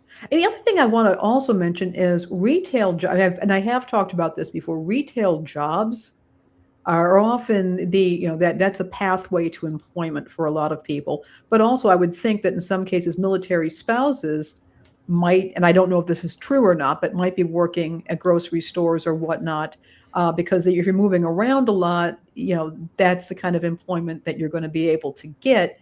Yeah. And we're going to have to watch again this year what happens with holiday hiring. Because I remember last year there were some cuts in holiday hiring. And so I think that there's a huge impact there, but that's a good point. Maybe something to do a feature on. Yeah. As someone who's worked in the grocery store industry, they at the very least they'll do a hiring freeze if their sales are low. That's just the nature of it. They won't do that, and then that just means a lot of, and there's turnover. There's a pretty good amount of turnover in those jobs, but but usually it's like high school kids or whatnot, and then they go on to college, and then younger kids come in. But then they put this hiring freeze on, and so that affects the community as well as the business itself. And it's just ludicrous to see that as much money as we spend on the military, that we can't feed our own people without there being some sort of means testing, or how are you going to pay, and it's all a game. Like you said, it's you've said it many times, Lainey, that it's punishment. Well, it is punishment, and it is humiliation. I was listening to a woman being interviewed recently, and under the new rules, she has to work 20 hours a week to get benefits because she's not older and she's not disabled. But and so if she can, but she can't always get those hours.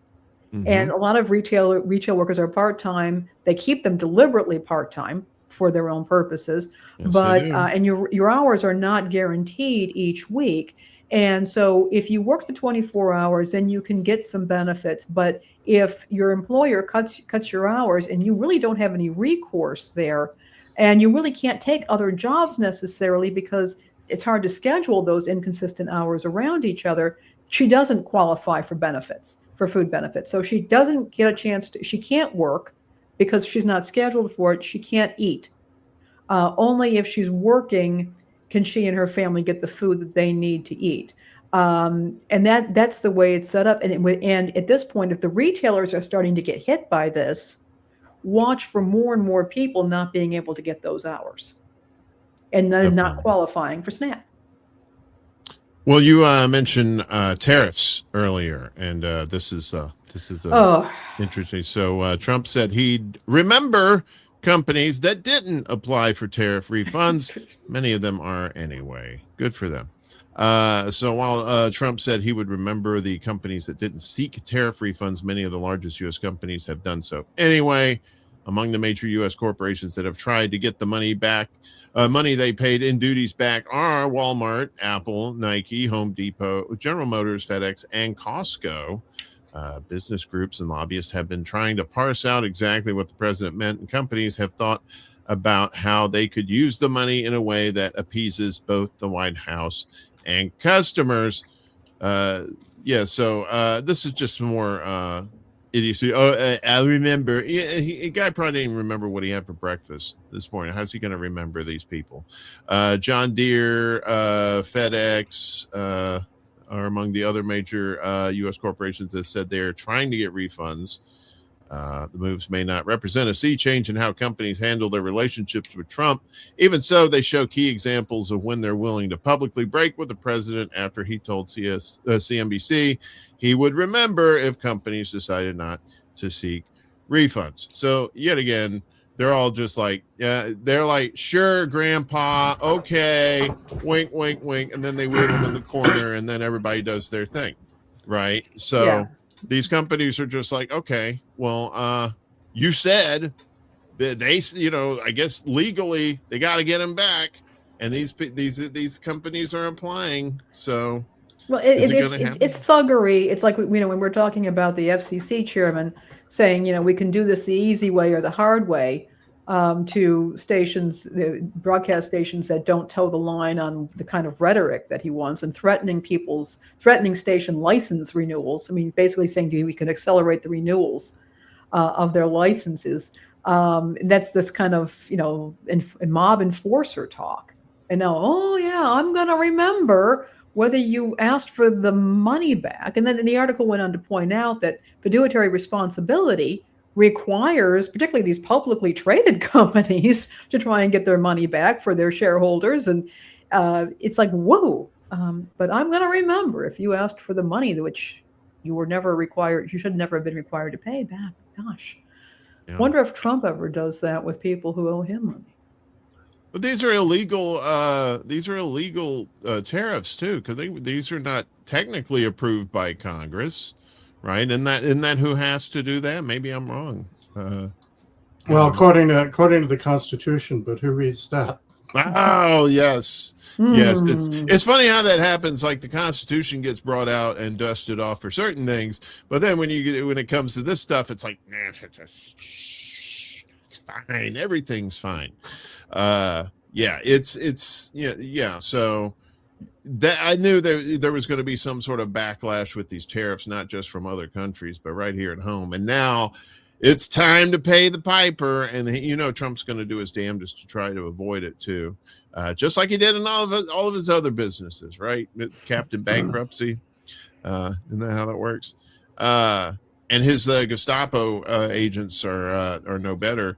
And now you have posers. You have people posing as ICE agents, terrorizing immigrants amid Trump's crackdown. So, and Noticias Telemundo investigation documented a marked increase in cases of people posing as federal agents to rob, intimidate, and even injure or rape immigrants. There's an example here. A Christ figurine watches over the doors. A man secures the bolts and bars that protect his home. If the locks fail, a host of archangels, holy cards, and crosses stand guard on nearby walls and tables. Well, that's good. Most people don't live like I do, said the Mexican immigrant who didn't want to give his name out for fear of his safety. I know they're just pieces of wood or little locks, but they help me because I feel a little safer. He said nights have haunted him since January 20th of last year. That's when a group of assailants entered a home he shared with other immigrants in Greensboro, North Carolina, and a hooded man shouted, "ICE, ICE," kicked down his bedroom door. I raised my hands and he asked, "Where's the money?" That's when I realized it was a robbery. It wasn't ICE. It wasn't the police, the Mexican immigrant said.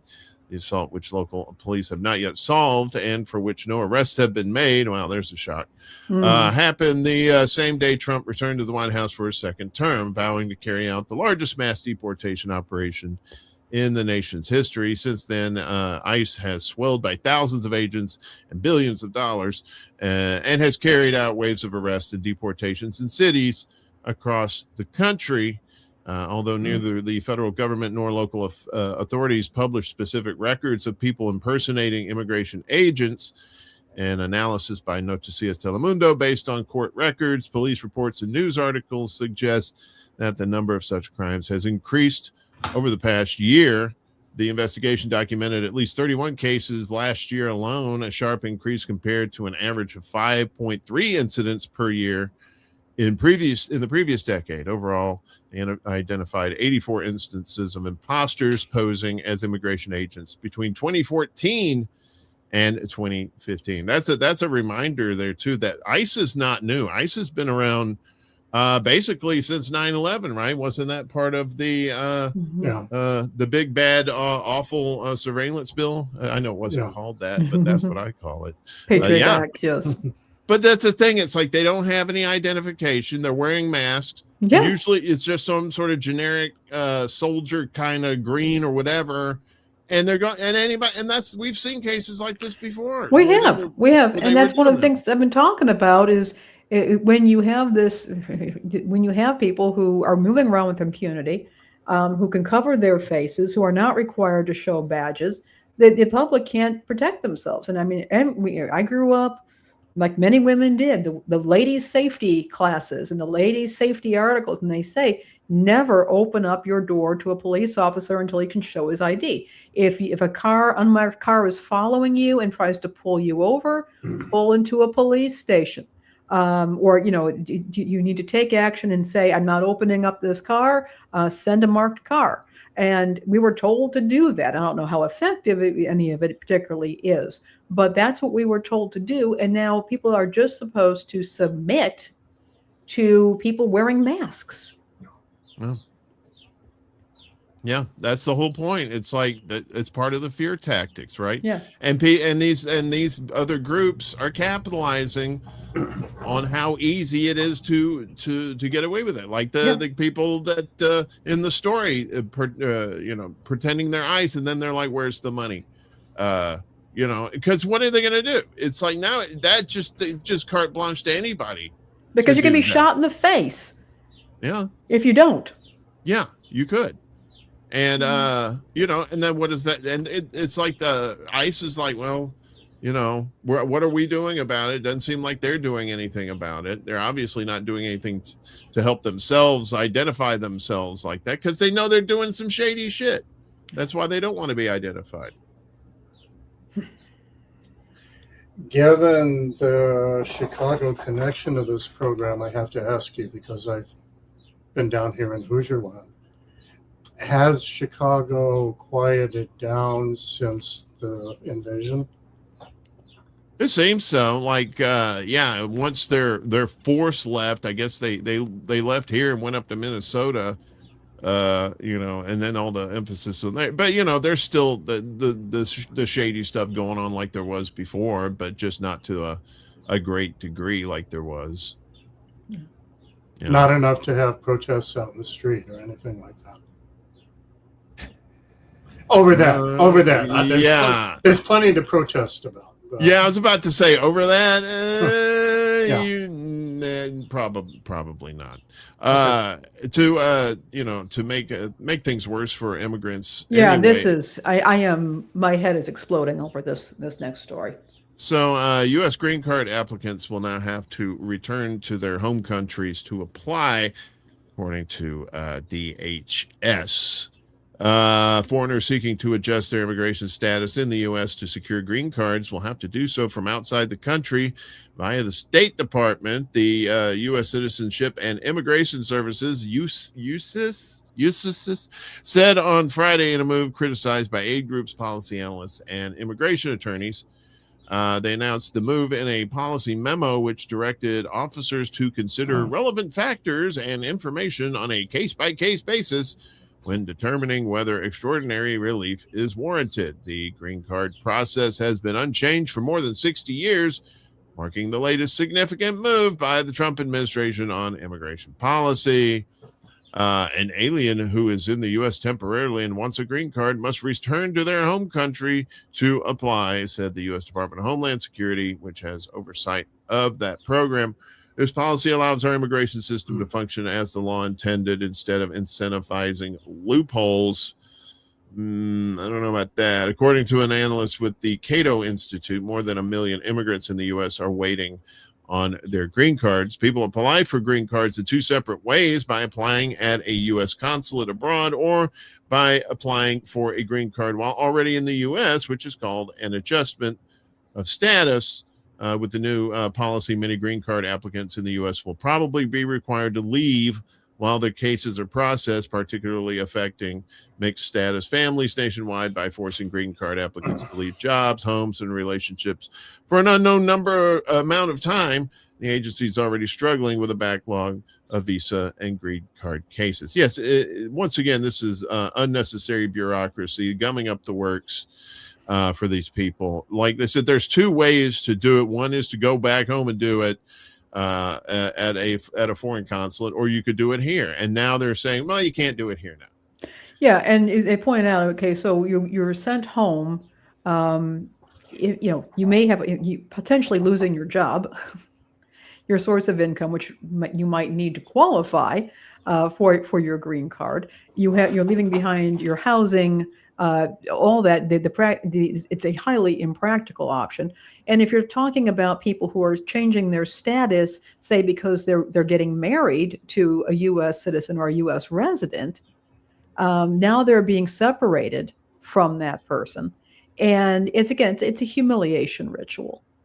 This has been going on. They point out that for 60 years, this policy has been here, and it has worked. I wonder how Melania would have weighed in on that. Okay. That's true. Doug here. Good to see you.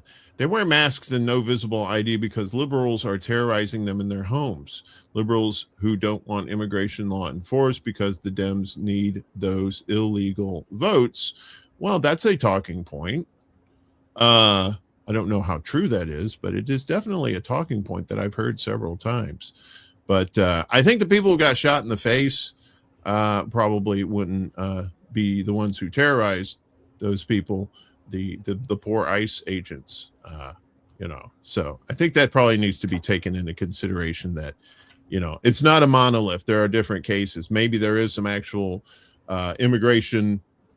Somebody needs to be, maybe they're a criminal or something and they need to be deported. Okay. But this other stuff is just mostly fear tactics. And basically these ICE agents are largely in part the new Gestapo enforcing what Trump wants done. It's not a matter of what's right and what the law is. It's what Trump wants. And, let me just add here too on that point. If you go into any form of law enforcement, no matter what it is, you assume a certain level of risk as part of the job. If you are, say, in the DEA and you're working undercover and you're busting drug dealers, there's a risk that much more dangerous characters than passionate Democratic voters are going to bother you or your family. It's part of the job. It's part of the risk you assume. It doesn't justify being a masked man. It does not. Well, they're the only ones wearing masks. Your police aren't wearing masks. I mean, Exactly. they may be wearing gas masks during the protest, but overall, they're not wearing masks. Exactly. And if you're undercover in a drug unit, you're not wearing a mask. You might be using a fake name or whatever, but you're findable. It comes with the job, for better or worse. Yeah. It's and cops know that too. Cops know that it's a dangerous job, and they know the risks. And so these ICE, they're not delicate flowers. These ICE agents, there's no basis to give ICE that kind of carve out. There's not.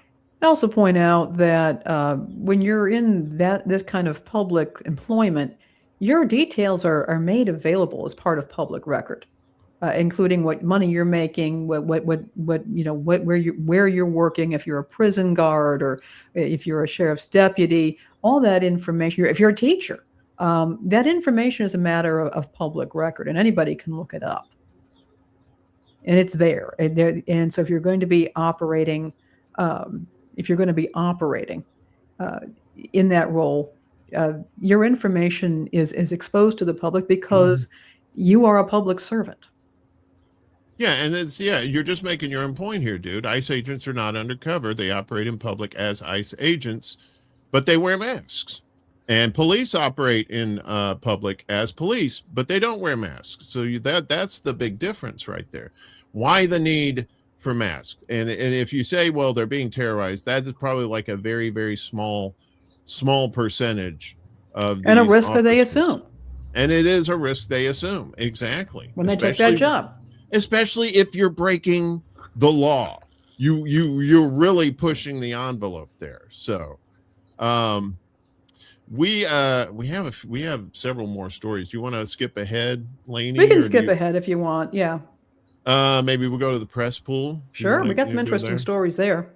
Yeah. And you can read all of our stuff here. All these stories are going to be in the Substack there. They're already there, I believe. Miss Lainey takes care of that. They are. I sent that out this morning, and here we go. I'm also going to send our link to our link tree where you can follow us. Yeah, if you do subscribe to the Substack, you'll get a reminder about the show. We got links to the show, that our times, and all the places where you can watch this show, because this show's on.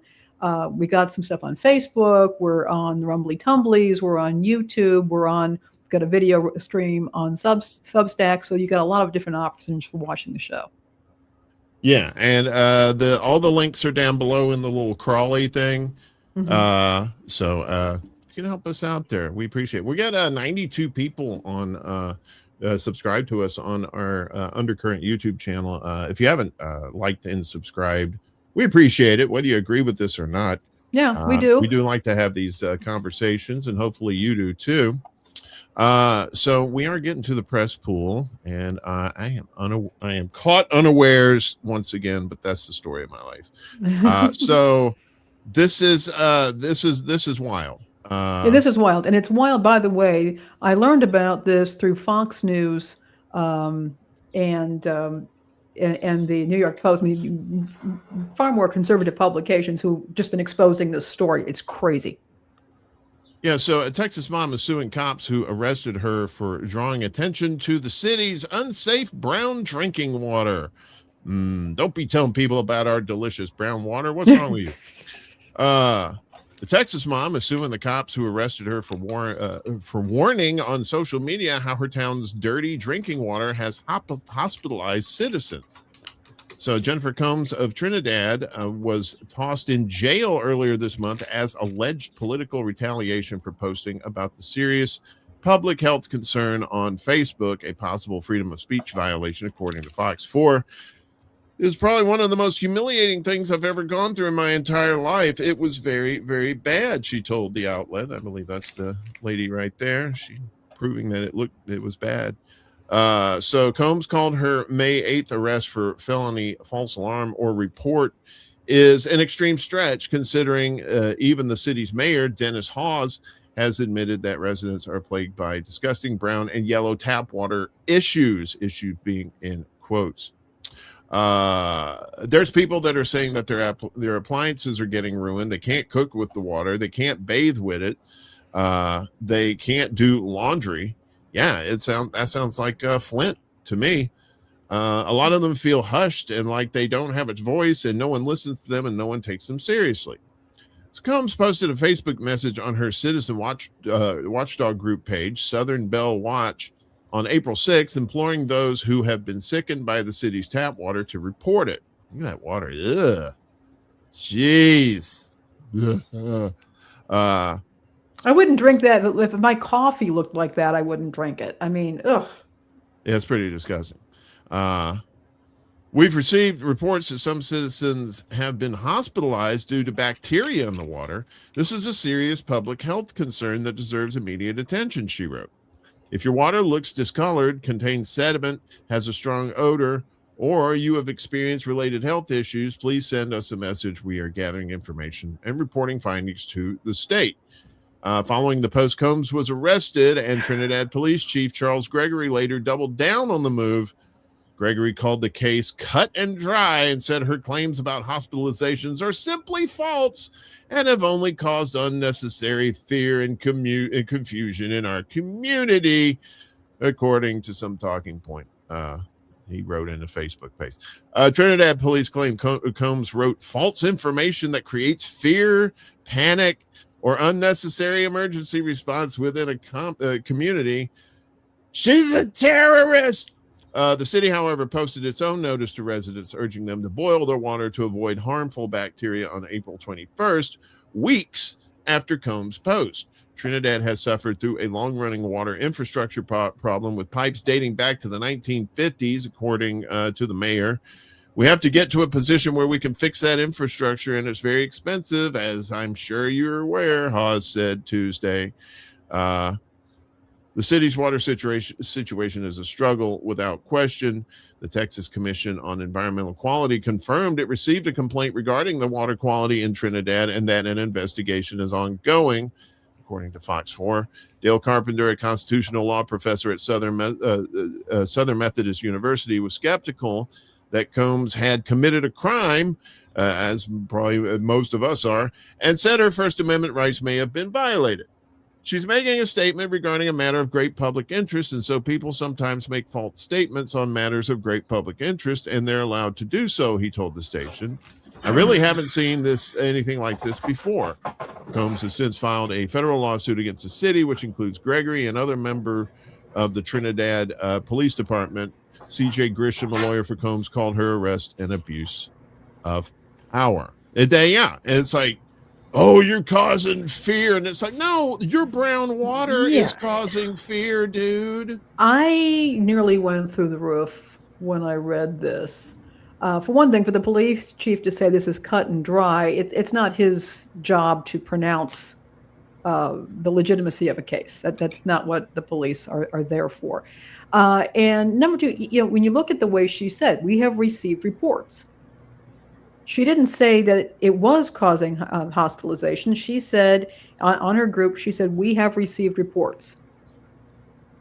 Yeah. And, that is when you're writing about stuff, when you're basing something on a report, you're not 100% sure, but you're basing it, you report, this is a report. This is what we've been told. You use scare quotes.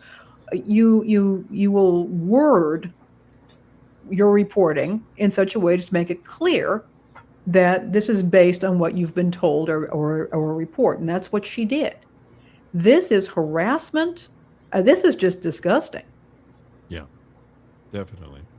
It's almost, well, more disgusting than that water. Or maybe not. I don't know. But that is, wow. I don't know about that. And I'm That glad water that looks she's pretty speaking rank. up. I mean, she's getting the attention. I mean, again, it was Fox News, which is where I found out about it. And that this is really just really over the top, a total abuse of power. I'm glad that she was able to do this. It does make me wonder. I want to have a look and see what kind of local media they have in their community. Why was she the one reporting this? Yeah. If anything, this is going to be a Streisand effect, especially after what that police chief said. Yeah. This is cut and dry. Oh, No, is it really? He's not the judge. He's not the judge. No. And this is just going to encourage more people to look into what's going on there. So yeah, as the rapper says, congratulations, you played yourself. Yeah. And this is a symptom. Trust me on this. This is a symptom. There's something else going on. Bill, any thoughts as you're there with your lovely living room with your piano in the background? This is the first time I'm catching up with the story, so I'm glad you presented it. I do find it disturbing. How many people live in Trinidad? Do you know the population? It's not a big place. As a matter of fact, it was interesting because I was trying to look up some of these politicians, and they were not even, they didn't even have an affiliated party. It must be a small town in Texas, right? It was in Texas. Yeah, I think so. I should know. I just read it. Yeah, I mean, in some small towns, the gendarmerie mistakenly believe that they are the law. So, About 860 people. yeah, that's about the right size of town. And she's gotten an outside, and this is one place where social media is doing its job, is that she's a citizen reporter. She has a Facebook page, the Southern Bell Report, which I think is lovely, and she's getting this attention, and she's not only drawing attention to the water, but to the way that town is operating. I'm glad that she was able to get other media outlets on this. Yeah, I'm all for her. I'm just wondering if there's a fine associated with the charge. I don't know, but I will report next week. We'll put that into the reoccurring tide. Where I'm going with this. Oh, they're trying to make money for their tax base. Yeah. Yep, that's nothing new down there, and not just to Texas either. Some of it happens further north towards Laney than people. Oh, yeah, it's a big deal. As a matter of fact, I was told, not that I don't drive, but there's a town around here, I will not say its name, that they don't have any real tax base, and their main source of income is tickets. Yeah, speeding tickets. Yep. So, that's not, Yeah, that's the Mississippi business model for sure. Someone who lived there for 30 years. Oh.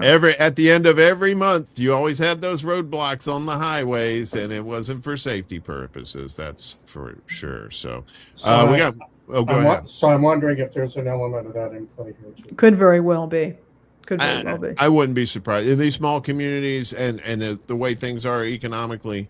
I would not be surprised at all. Again, I don't have proof. I can't say for sure, but my spidey senses say, yeah, that's probably what's going on. So we're talking about journalists going to the World Cup here in the United States. FIFA, Viva la FIFA, as the Committee to Protect Journalists urges heightened awareness for journalists traveling to the U.S.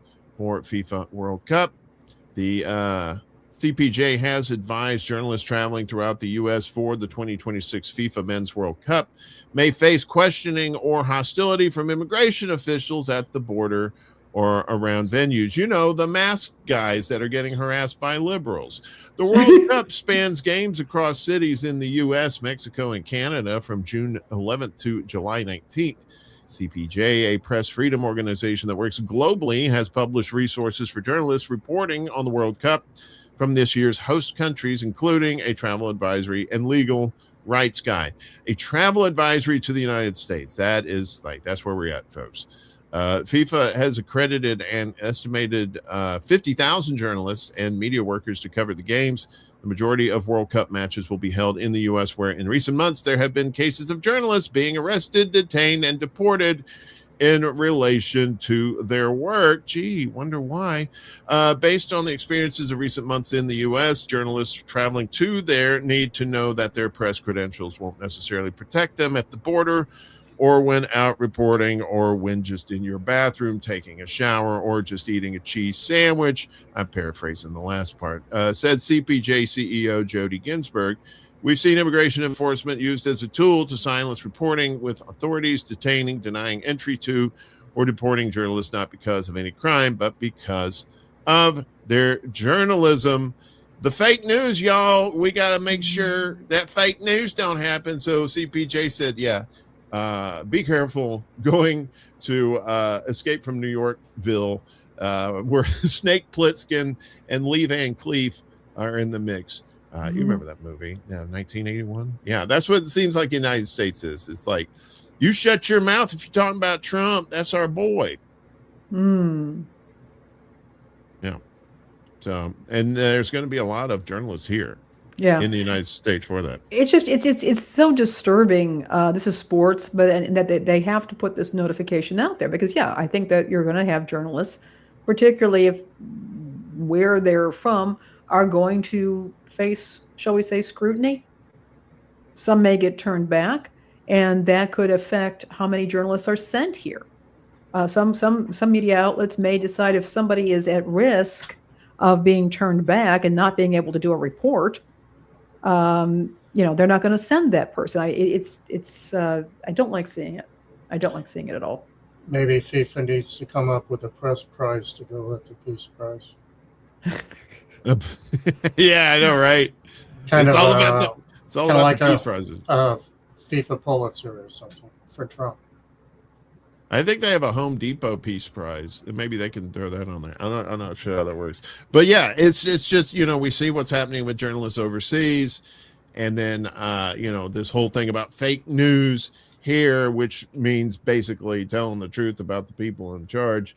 I think they putting that clarion call out to those journalists is probably a great idea, saying, look, they say they're the land of the free, but I think maybe that part of the program has been left off the agenda in the last few years. So, and we may be getting a replacement for journalism through AI. Aren't you guys excited about that? Don't you want AI to control every aspect of your life?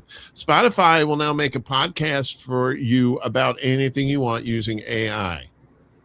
So here we go. There's gonna be I already see this on the AI channels, like doing like these top 10 mystery type things and stuff, and they get like thousands of views, and poor pronunciation is it's terrible. Yeah.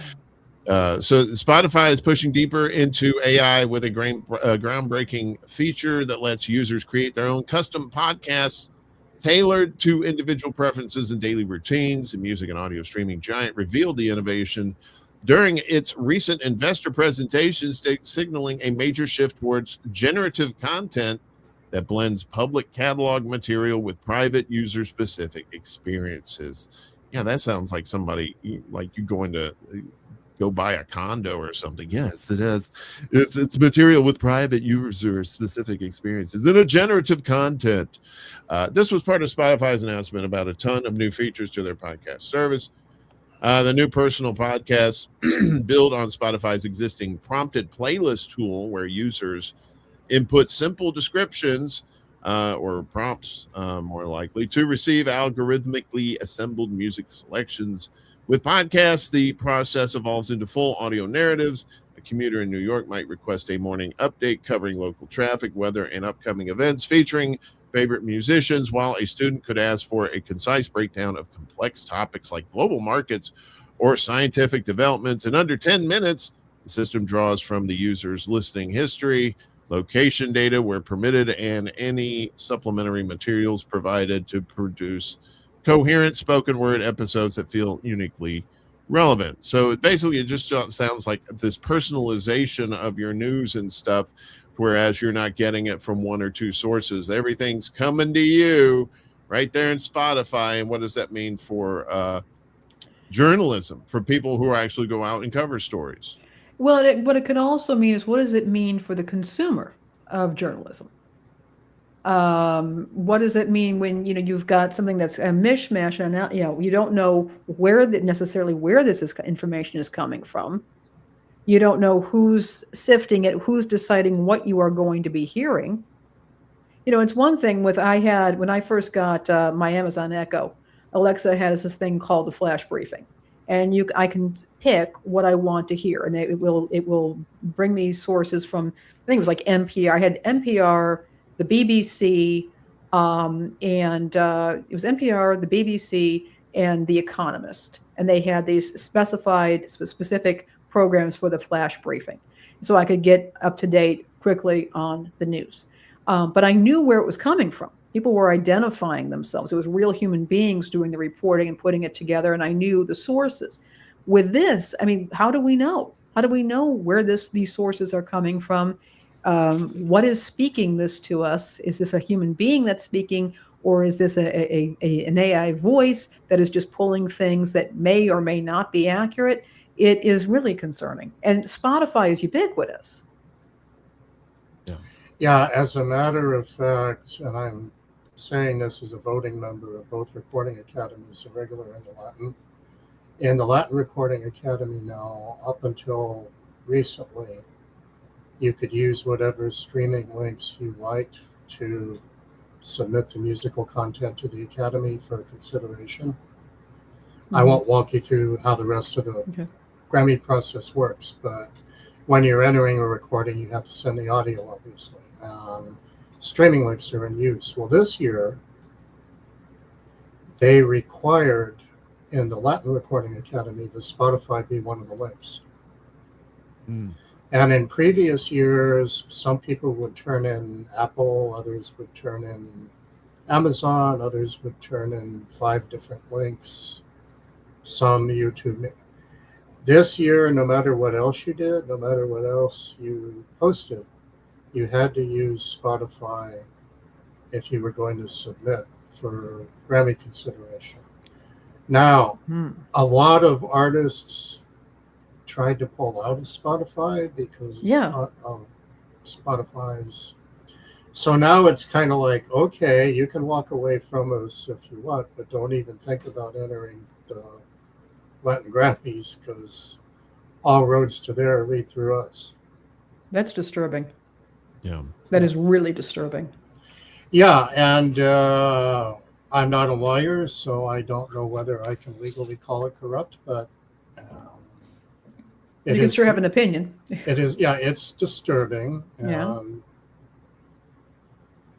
But this also brings us back to the algorithm thing we talked about a little bit earlier. When a Spotify or anything like it is doing that, it doesn't want to drive you away. So it's not going to throw you a curveball.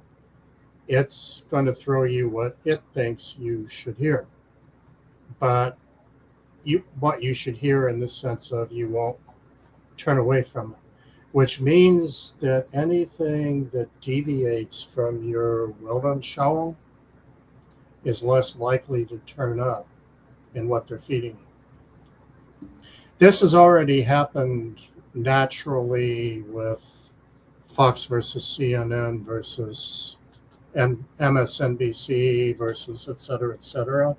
But when the algorithm is doing that as part of the process, it puts it all on steroids.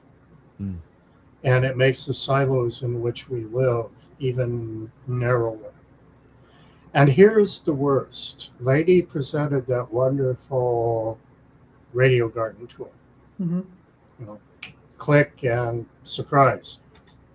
But consumers now of information are less inclined to do that. Consumers are actually plugged into, I want to stay in my silo. I don't want, I don't want weird food. I don't want weird music. I don't want weird information. It's very filtered. Yeah. It's very filtered. Yeah. And things like what we're talking about here make it infinitely worse. Yeah. And you don't get sometimes the rando stuff outside of what you usually are into is sometimes ends up being part of what you're into because you discovered it outside. And that's the thing. And when you're in that, wearing the blinders on that kind of stuff, it's really, we're segmented as a society already. And that just makes it puts people in their own little spots and keeps them out of society in a way that, makes it where it'd be healthy to be in society where you're just like, that's your world. That's what you're focused on. It's terrible. Did I ever share Opinion Rhapsody with you? No. Is that a drug? I don't remember. It's a parody on Bohemian Rhapsody, but it's about social media warriors. Let's see if this will come up. I'll share it. You can keep going. I'll share this in the links if I can find it. Great. Yeah, just put it in our private chat there, and we'll get to it. I mean, how you guys doing on time? We're running well behind. We usually are. I can skip ahead if you want. If you guys are ready to get out of here soon. Well, I don't have to get out immediately, but some of this stuff in at least the first story in the Clownfish School is pretty funny. Yeah, we can get to that. It's Kash Patel, your favorite Muppet. There he is. He's one of those the Muppet rejects. Kash Patel merch site hacked to trick users into installing malware. There he is, right there. He's like me. Oh, Kash, you and your little honeypot lady. A website that sells merchandise related to FBI Director Kash Patel went offline Friday after a hack apparently tricked visitors into downloading malware. The site, unprecedented for an FBI chief, sells cash. It's K with a $H. If you're just listening to this, branded patriotic goods such as clothing and books. The site, known as Based Apparel, I'm not sure what it's based on, has offered Love It or Leave It t-shirts for $35, government gangster playing cards for $10, and a fight with Kish, K $H. It's like that singer girl with she has like the $sign in her name too. It's weird. That scarf for $25. It also sells on a line of children's books. Oh God, those poor kids.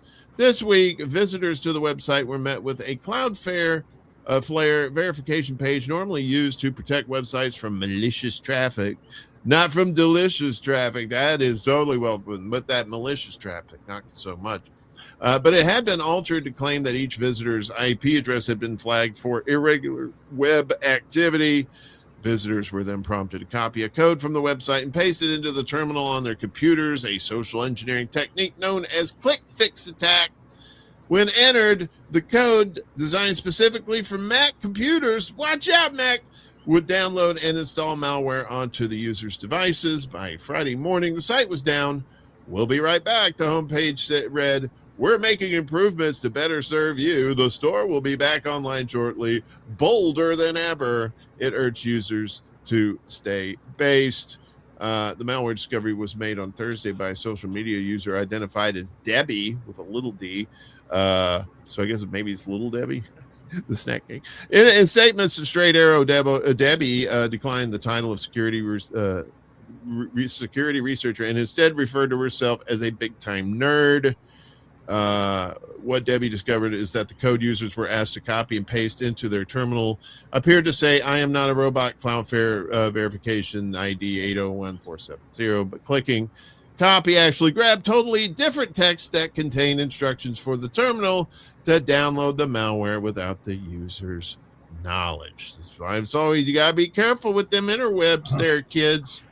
So the malware type is known as an info stealer. A security researcher known offline as Wi-Fi Rumham, who carried out an analysis of the malware, said the info stealer is designed to grab login credentials, browser cookies, information from more than 200 cryptocurrency browser extensions, Apple Notes data, and passwords from each victim's keychain. So Kash got, I guess he got checked. Hey, you get it? His name's Kash.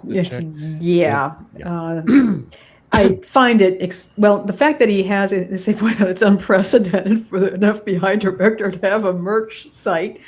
And then I started reading this. I'm like, Kash Patel's merch site. I'm thinking that could be a band name.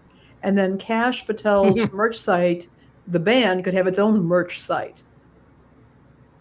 Yeah, and Right. and that could be really exciting. I just, the director of the FBI has a merch site, which it's hard for me to get past, but he can't even ensure security on his own merch site. I find myself wondering what J. Edgar Hoover would have done if he had had access to social media during his lifetime. Would we have seen dress patterns sold online? But I digress. Yes. I just, yeah. Yeah.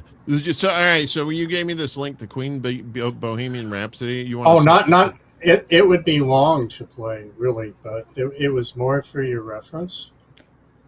Oh, we can show a little bit at least. I don't know if we can play the music, but let's. This is them. Have freedom of speech. So who is this person? Is this the Artem Press wrote it? Is this the guy who owns the channel? Is that who this guy is? You have no idea. You just fed me a random. This is just the random YouTube link. Okay. Well, yeah, there we are. But it's for your own enjoyment later. Okay, cool. It is very funny, but it's a little long for. Let me hang on a second. Let me do a little magic here. We'll put that in the links to in the chat, so in case people want to check that out for themselves. There you go. Ta-da! No opinion from Mr. Patel. Maybe he's waiting for his staff to tell him what malware is. He has to ask his lady friend because she tells him everything. We always end the show with something fun, and this is a little quick. Basically, do you guys like avocados? Are you into that sort of thing? I'm deeply into avocado. Love them. Yeah. Yeah? Super fans? All right. Well, finally, here it is. This is your dream come true, folks. World's largest bowl of guacamole mixed up in Mexico. The world's largest. And my God, look at all that guacamole. I know, right? Just want to get some pita chips, maybe dip in there, a little something like that. Maybe some crackers. That's a shit ton of. That's an actual metric unit of measure is a shit ton, by the way. The 13th annual Avocado Festival in Tensitaro, Mexico, saw a Guinness World Record broken in the form of a almost 15,000 pound serving of guacamole. 14,991 pounds. I guess they couldn't wait, so they ate 9 pounds of it. The record attempt, organized by the local plant health board of Tensitaro, featured more than 1,000 local growers and residents working together to mix up the massive bowl of guac in just under 2.5 hours. I mean, it's really not hard to do. You just basically take the skin off, and then it's basically just solid guacamole. You just got to chop it up, add some stuff. The previous record of 10,961 pounds was set in Paraban, Mexico in 2022. Tensitaro has held the record prior to 2022. So there you go. Basically, that's world record. No, I just want to be there and enjoy some guacamole because I love that stuff. Go ahead. That is really cool, but I would almost bet money that somebody's going to whisper in Neo Caligula's ear that Mexico is making weapons of mass degustation. Weapons of mass deliciousness. Yes. I ain't gonna lie. I would try to start like a mud wrestling league, and then this would be the ring. And so you got to fight your way out of the octagon. Like in what was it, Thunderdome? 2 go in, 1 comes out. But I would be 2 goes in and no comes out because they're eating the guacamole. Yes. Avocados are such a they're kind of this gamble. I mean, you're in there and you're kind of goosing the little bottoms to see if they if they're ripe, and then sometimes if they are ripe, you bring them home and they've already gone bad. Well, then you get the hard ones, and then you're feeling very sad, and then you have to let them get ripe, and you have to get them just at the right moment. Otherwise, you have a disaster on your hands. But when they're good, they are so good. I just want to point out too that there's people in the background there too. So there's a lot of people there. So this was not going to go to waste at all. In fact, this may be like one of those deals where you're looking at a galaxy, you know, and you're getting the light from 2.5 billion years ago. So as I'm looking at this picture, I know this guacamole is already gone. So I have total faith, and especially look at it was so green and just like light green, just nice, beautiful. Love some guacamole, but too much and makes the trains run on time, if you know what I'm saying. just saying. That's it. That's all we got, guys. I know we ran a little late. Sorry about that, Bill. Hopefully we didn't keep you from a hot date. You okay? You hang out with us? This was fun. Yeah, it's always fun. Anytime. We love having you on. As I said, and I've told you, and you've been very good about this. Do not wait for an invitation. You get a bee in your bonnet. Let us know about it, and we'll get you on the show because we love having you here. And I know the audience does too. These are fantastic conversations. If not before, when Indiana does its next step in the dance on Deary and Copenhagen, the election thing. I really think it's not a national story, and it should be. We have to liberate the avocado. Yeah, exactly. Weapons of mass devastation. Delightful. Yes. Hopefully we can save them from ourselves. And please do check out our mutual aid links. They're in our newsletter, Substack newsletter, and underneath our video here. Our good friend Yoninah, Beast of, is moving at this point, and she really does need some help. She's got a GoFundMe. She's got to be out of her place on June 2nd. She's got to get her cat moved. She has to get some storage. She has to board the cat someplace. It's a serious situation. So if you can help out, even just by sharing the link, that would be really appreciated. I did put it into the comments, but you can also find it underneath the show and in the Substack. If you can help, please do. Yeah. If you can donate, great. If you can share it out, that's great too. Every little bit helps. We appreciate that. Bill, any final thoughts? Anything you got coming up? Let's Nah, thanks again. Always fun. Yeah. Fun. Okay. Right on. So yeah, this show will be back next week, noon Eastern, 9 a.m. Pacific time on YouTube, Rumble, Facebook, and Substack as well. Hopefully we'll be in the future get back on Instagram too once we get that going. If you haven't subscribed to is it your Instagram that we need we do need my Instagram. It is just that they've changed their policies on it. Instagram has changed its policies on who can go stream live. And right now I'm 30 followers away from that. Again, it was never a huge source of people watching the show all the way through, but it did let people know that the show was starting. I'm putting my Instagram link in the comments here. If you could just do a quick follow on that, it would really help so that we can drive more people to the channel and to the show. We know that people, when they view the show, they like the show, and we want them to be able to find us, and we need to reach out more. So anything you can do to help, it would be really appreciated. As far as my shows, the regular ones will be back, believe on June 5th. So that's next week. Yeah. Should be back. And may do some little filler shows here and there. Just watch out for that. I'll make sure to put the announcements on YouTube, let people know about that. But other than that, that stick a fork in us, we're done. I mean, don't do it literally because that would hurt.